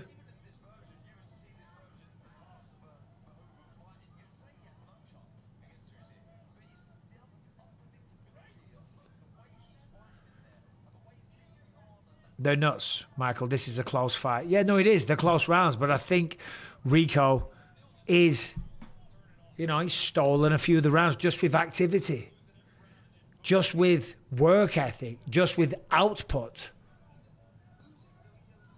Oh, that was a big shot from Rico. That was a big, and again, and then he goes to the body. Wow, they're big shots from Rico, man. They were big fucking shots. Rico's turning on the pressure now, man. Holy shit. Well, thank you, Nick.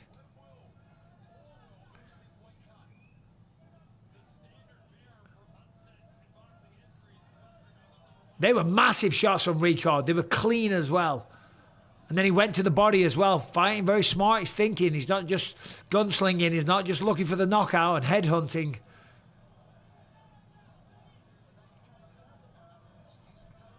Well, Usyk definitely, I feel, he felt those ones. Rico misses, swings it fresh out of there.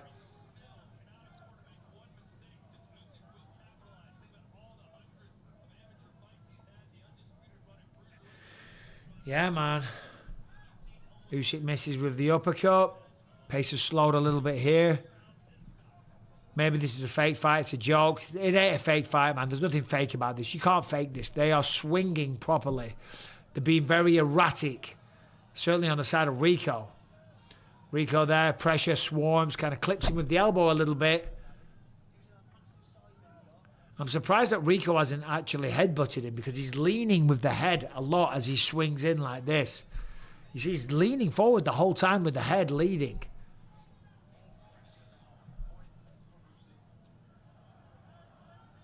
Good uppercut from Usyk. And again, Rico fires back straight away. That's the best thing to do. Fight fire with fire. If you get cracked, you're going to have the balls to swing back.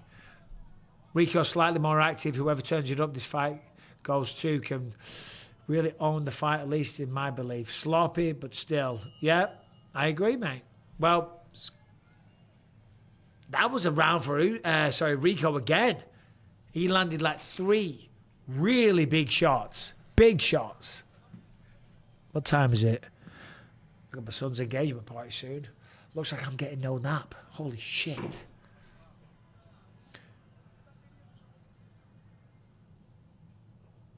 Let's have a look. There, looping shot there over the top. There's another one. That one was blocked. There's a to the. All right. So one of those shots was blocked.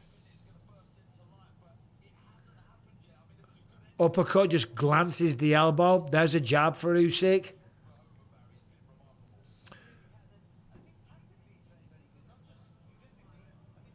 So there's like 4 rounds left, right? 6-2, 8, 4 rounds. 4 rounds. What do you think? 6-2, 5-3, 5-3 maybe. 6-2. I'd say it's 6-2. Either way, I think Usyk has some ground to make up, and he's going to turn it on here. We saw this with Tyson Fury versus Francis Ngannou, right? You kind of step off the gas a little bit. Whoever this is, the unofficial scorecard, has got Rico winning every single round apart from one, so 7-1. I agree. Or 6-2, so 7-1, 6-2 regardless. Rico steamrolling ahead. Good uppercut from Usyk. Oh, Rico there! Rips to the body.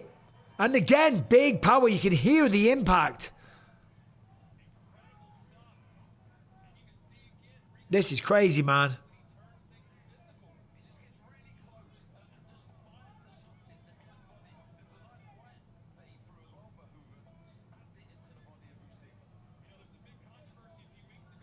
So, there's a jab from Usyk. Usyk's got to let it go, though, with some big power shots. I know the jabs are the keys to the door, and they set up the power shots. However, fucking Usyk's got to go for it, man. It is nuts, John. There's a jab. And again, oh, did he hurt Usyk? He kind of went back. Maybe a body shot got him. And it's just relentless from Rico. Even when Usyk's trying to back away, he's on him straight away, swinging. All right. They're kind of brawly type of shots. But it doesn't matter. He's winning the rounds on points. He's landing massive blows as well.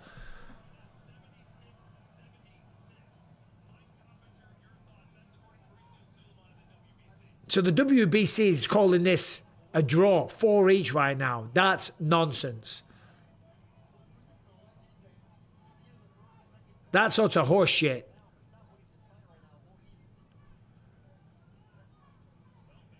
Prime Bisping versus Prime McGregor. Who wins? Oh, come on, bro.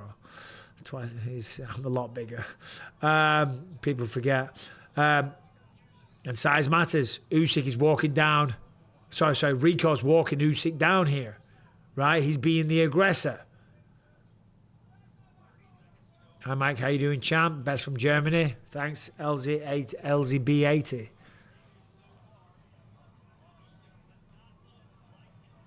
Couple of jabs from Rico. Uppercut from Usyk. Misses the mark. I mean, it's going to be... That's the end of round 9. Rico needs a finish. Can't trust the judges. That's a good point. You cannot trust these judges. I don't know how to score that one. I was looking at you guys. I was looking there. What do you guys think? That was a kind of an even round. No one had particularly big moments. No one landed anything particularly flush either.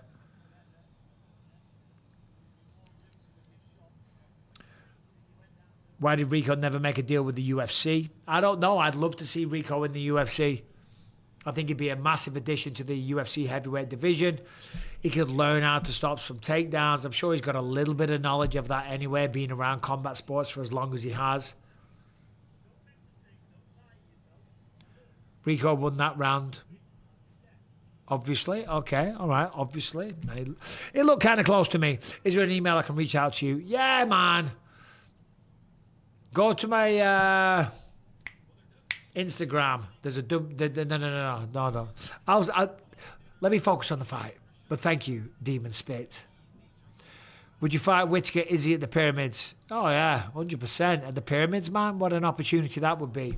Off theme. What's your opinion on Soldic coming back to the UFC? Roberto Soldic?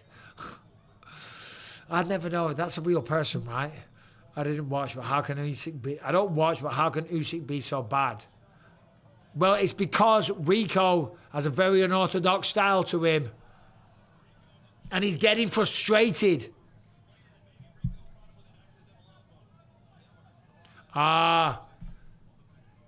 Rico might have clipped him with an elbow. Usyk's like, what the fuck, ref? Good right hand from Rico, man. 4-4 is corruption. I agree with you, my friend Mo Yassin. 4-5-6-7. That's nonsense. 4-4. What are you smoking, man? Win or lose, he's winning.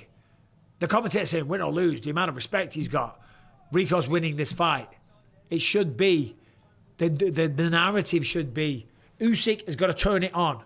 Usyk is a couple of rounds away from losing his titles. Because Rico's walking him down, swinging big, gets through there with a couple of shots. Got Usyk backing up the whole time. Now, granted, it's not just forcing someone to go backwards. You've got to be landing clean shots. You've got to be being effective.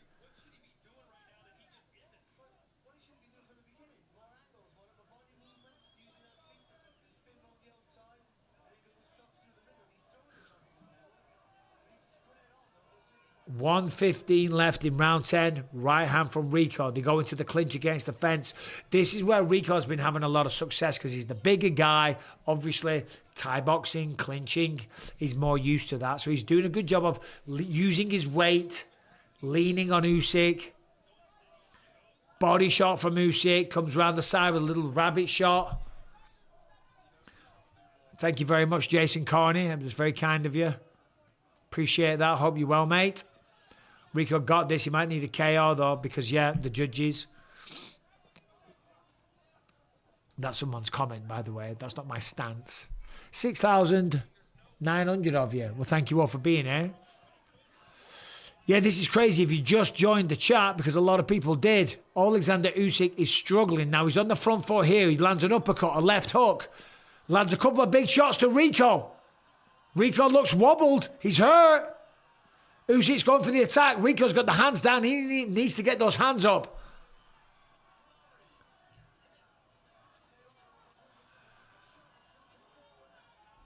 Wow.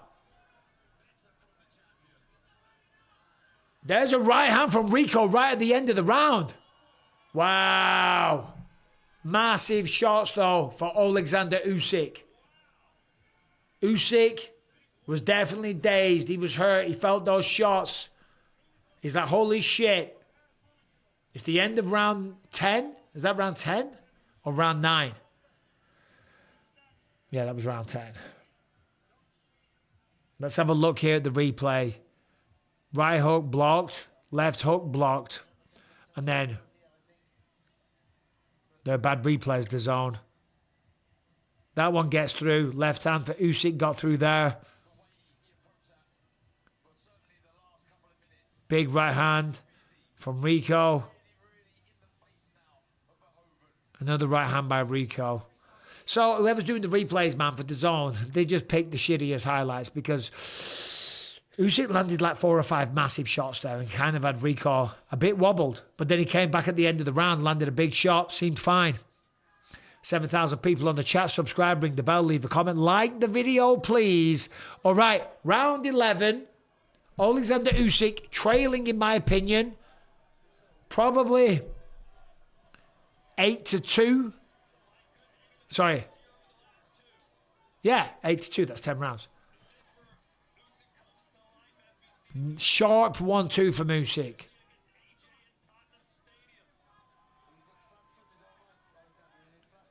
Nice double jab right hand from Rico. Doesn't find the mark. Unofficial scorecard on the broadcast only has Usyk winning 2 rounds. 8 rounds to 2.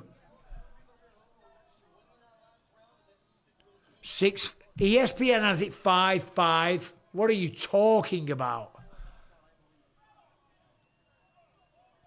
Some crazy scorecards, man.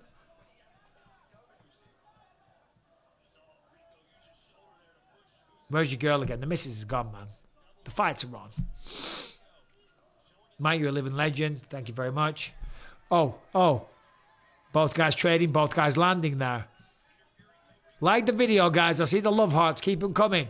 Good combination for Usyk. Mainly blocked, though, by Rico. Good combination. Fast hand speed from Usyk. Round 11. Doesn't look tired at all. Uppercut from Usyk. Jab from Rico. Fires back. Goes to the body.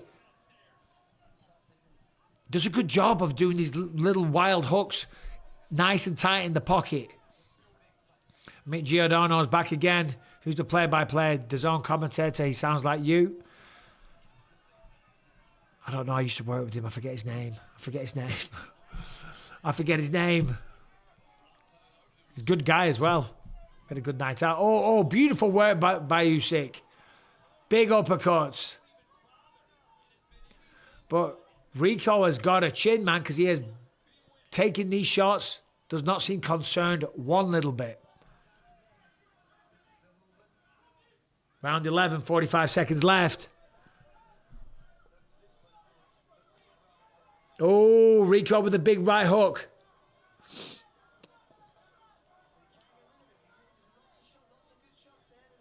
Triple jab by Rico. A couple of them got through. Nice angle. Good footwork by Usyk. Steps back. Oh!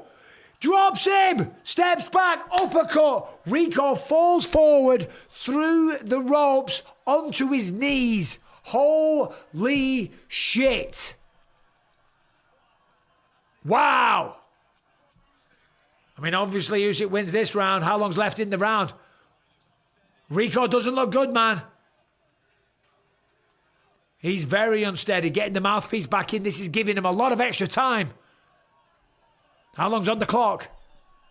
1-2 from Usyk. He's going for the finish. Rico's in the corner taking shots. And again, more. And that's the end of the round. Referee stops the fight. No way. No way. That's bullshit, man.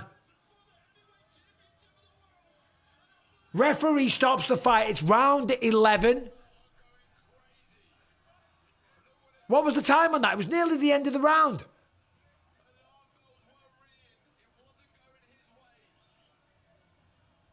What the heck? I should have put a round timer on the screen. It's a whole thing, man. What do you think? I'm living my life and just fucking logging in. I ain't putting round timers on. Bro, I don't know if that was corruption. I mean, it was... I mean, he dropped him badly. Rico was hurt. He followed up. I've seen stoppages like that a lot in boxing. But when you consider that this is for the undisputed, multiple titles as well, I believe. Heavyweight boxing championship. Fights don't get, or titles do not get any more prestigious than this. Let the man go down to his fucking knees. Let him get dropped. I mean, it was a beautiful series of punches. Bump, bump, bump, steps back here, uppercut as Rico was coming forward, falls to his knees, head through the ring, the ropes. Beautiful shot. Let's have a look at it here. Backing up, boom, there it is again. And another one. Backs up again. 1, 2, pop, pop, pop. Uppercut coming. There it is.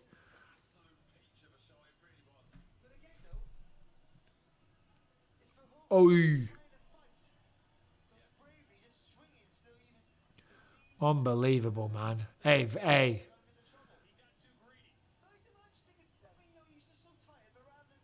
Fair play, though, to Rico Verhoeven, man.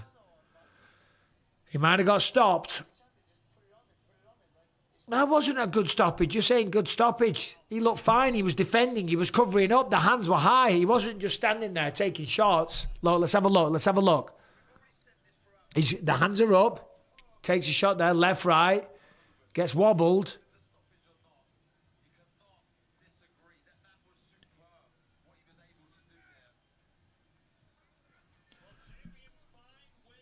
I mean, he's taking shots, but he's covering up. That one fell a little short.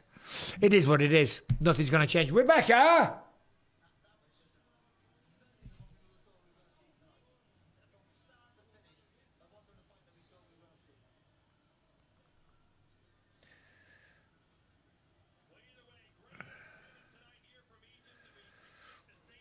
Right, well, guys, 8,390 of you.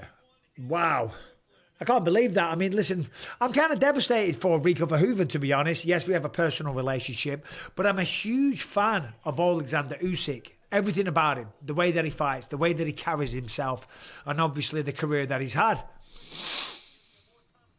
I'm just a little disappointed for Rico going out there fighting like that, showing the heart that he did, and almost pulling off the upset because he was clearly ahead on the scorecards. And then to get dropped in round 11, get back to his feet, take a few more shots but not go down and the referee stop it. Nah, man. Nah. After going through 11 rounds of war, you're going to stop it because of that? I didn't like that at all. I didn't like that at all, man. I did not like that. Bias Bisping. Well, that's what you all say, isn't it? Hold on, don't go anywhere. Is anyone there? Is anyone there?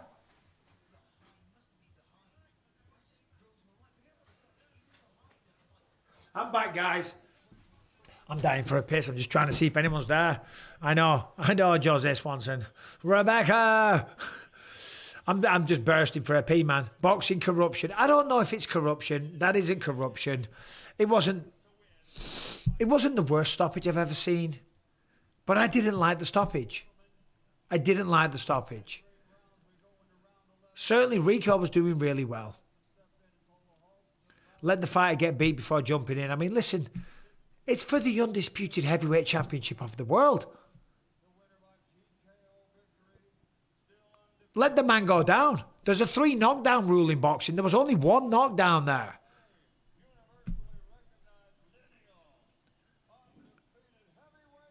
Yeah, hey, listen, fair play to Usyk, right? Fair play to him. Gets the job done, drops him in the 11th, follows it up with a nice combination. But I did not like it. Didn't like the finish. Thank you for another great stream, Nick Giordano. I'll be a fan for life. Well, thank you, buddy. I do appreciate that. Well, guys, I've got an engagement party to get to.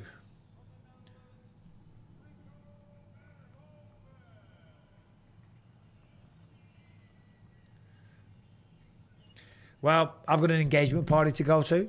So I'm going to go take care of that. I don't like to leave you all. 6,000 of you now. There was about 9,000 before. 6,000 of you have jumped off. I don't like to leave you all, you know, when I've got your attention. Thank you very much. Subscribe to the channel if you haven't. Leave a comment, like the video, all that good stuff. Pure corruption, what do you want about? Maybe it is, I don't know. It wasn't. It just wasn't the best stoppage. Okay? Right. Hey, I'm a fan of Usyk. I'm a friend with Rico. I thought it was a bad stoppage. Rico was winning the fight. He was 1 round away from becoming the heavyweight champion of the world and pulling off the biggest upset in all of sports. He did deserve the chance to continue. Who's that speaking? Someone's saying they deserved the chance to continue. Of course. Why did they stop that? Utter bullshit. Utter bullshit, man. Congrats to Rico Verhoeven. Congrats to Oleksandr Usyk. It's not his fault. Bro. I heard there was a BS stoppage. It was a BS. I'm dying for a piss. Can you jump on 1 second? Yeah, am I the host now? Yeah, you are. Okay, everybody, I've hijacked the stream. We can begin the fun times. What did I miss? I missed the entire fight. I was refreshing Twitter. I saw the Rico was winning and then they stopped the fight or something. If you guys can fill me in, I don't really know what happened. Yeah. Was this similar to Fury and Ngannou by chance? But yeah, I'm the new host, everybody. What's going on? Shit stoppage? I didn't see it. I'll look at Twitter. It probably was rigged because I saw the Twitter sentiment was that Rico was winning every round, and then the live scoring they said it was even. So I don't know. Ref ruined the fight. Am I the champ? Thanks, champ. He says he loves me. That's cool. Yeah, but like, I don't really know what to say because I didn't see the fight. Usyk pulled it off. Big upset, right? Oh, dear. Yeah, what happened? So, no, you're good. I'm the champ now. You're good. You're the champ. I'm the guy. You are. He's getting engaged tonight, guys. I am. How many's on here? We still The got party. just under 5,000. That's pretty good. How long you been with Josie? 7 years. 7 years. Maybe 8. 7, 8 years. Wait, let me do the math. 9 years. 9 years. 9 years. It's amazing. We're very proud of you, son. Thank you, it's gonna thank be you. A great night. What happened in this? I heard there was a BS stoppage. I didn't see it though. Rico was clearly winning the fight. I saw that. Do you think he won every round? He won 8 rounds of 10. Wow. In my opinion. Then he got dropped in the 11th. Yeah. Bad? Yeah, he got dropped with a clean uppercut. Yeah. Went down, head through the ropes. Yep. On his knees. But he got up. He beat the count. Beat the count. Usyk went at him again, trying to get the finish, obviously. There was only a few seconds left in the round. Yeah. Putting it on him, but he was blocking a lot of the shots. Right. Didn't go down, and the referee steps in and stops Really? the fight. Wow. Yeah. Do you think that was them just trying to keep Usyk as the guy? 100%. You know what man. I mean? Because it's a terrible look if he did Yeah, lose to exactly. to Rico. And the boxing ref, being a boxing ref, it's probably like, oh, here's an opportunity to stop this kickboxer making a fucking dick out of us all. That would make a mockery of boxing. Yeah, And it probably still has. Let's stop the fight, and maybe subconsciously. With his turkey, I'll shake. Yeah. We need to get ready. Yeah, we do. You got to get an engagement party to get to. Yep. I've got one to get ready to. I'm going to shave and all that shit. Oh. So, guys, all of you, 6,000 of you.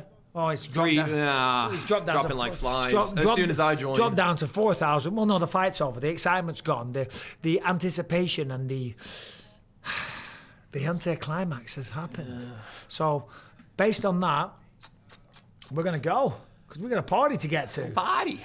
We're going to go party. Everyone join me in the chat, please, and say congratulations to Callum. Big day. Beautiful party. We're going to go meet all of his girlfriend's family, fiance's family. How dare you. How many of them are going to be there? From her side, about 110. 110. How many mates of yours are coming? 20. 20. Numbers dropped. And 5 family. Yeah. On our side.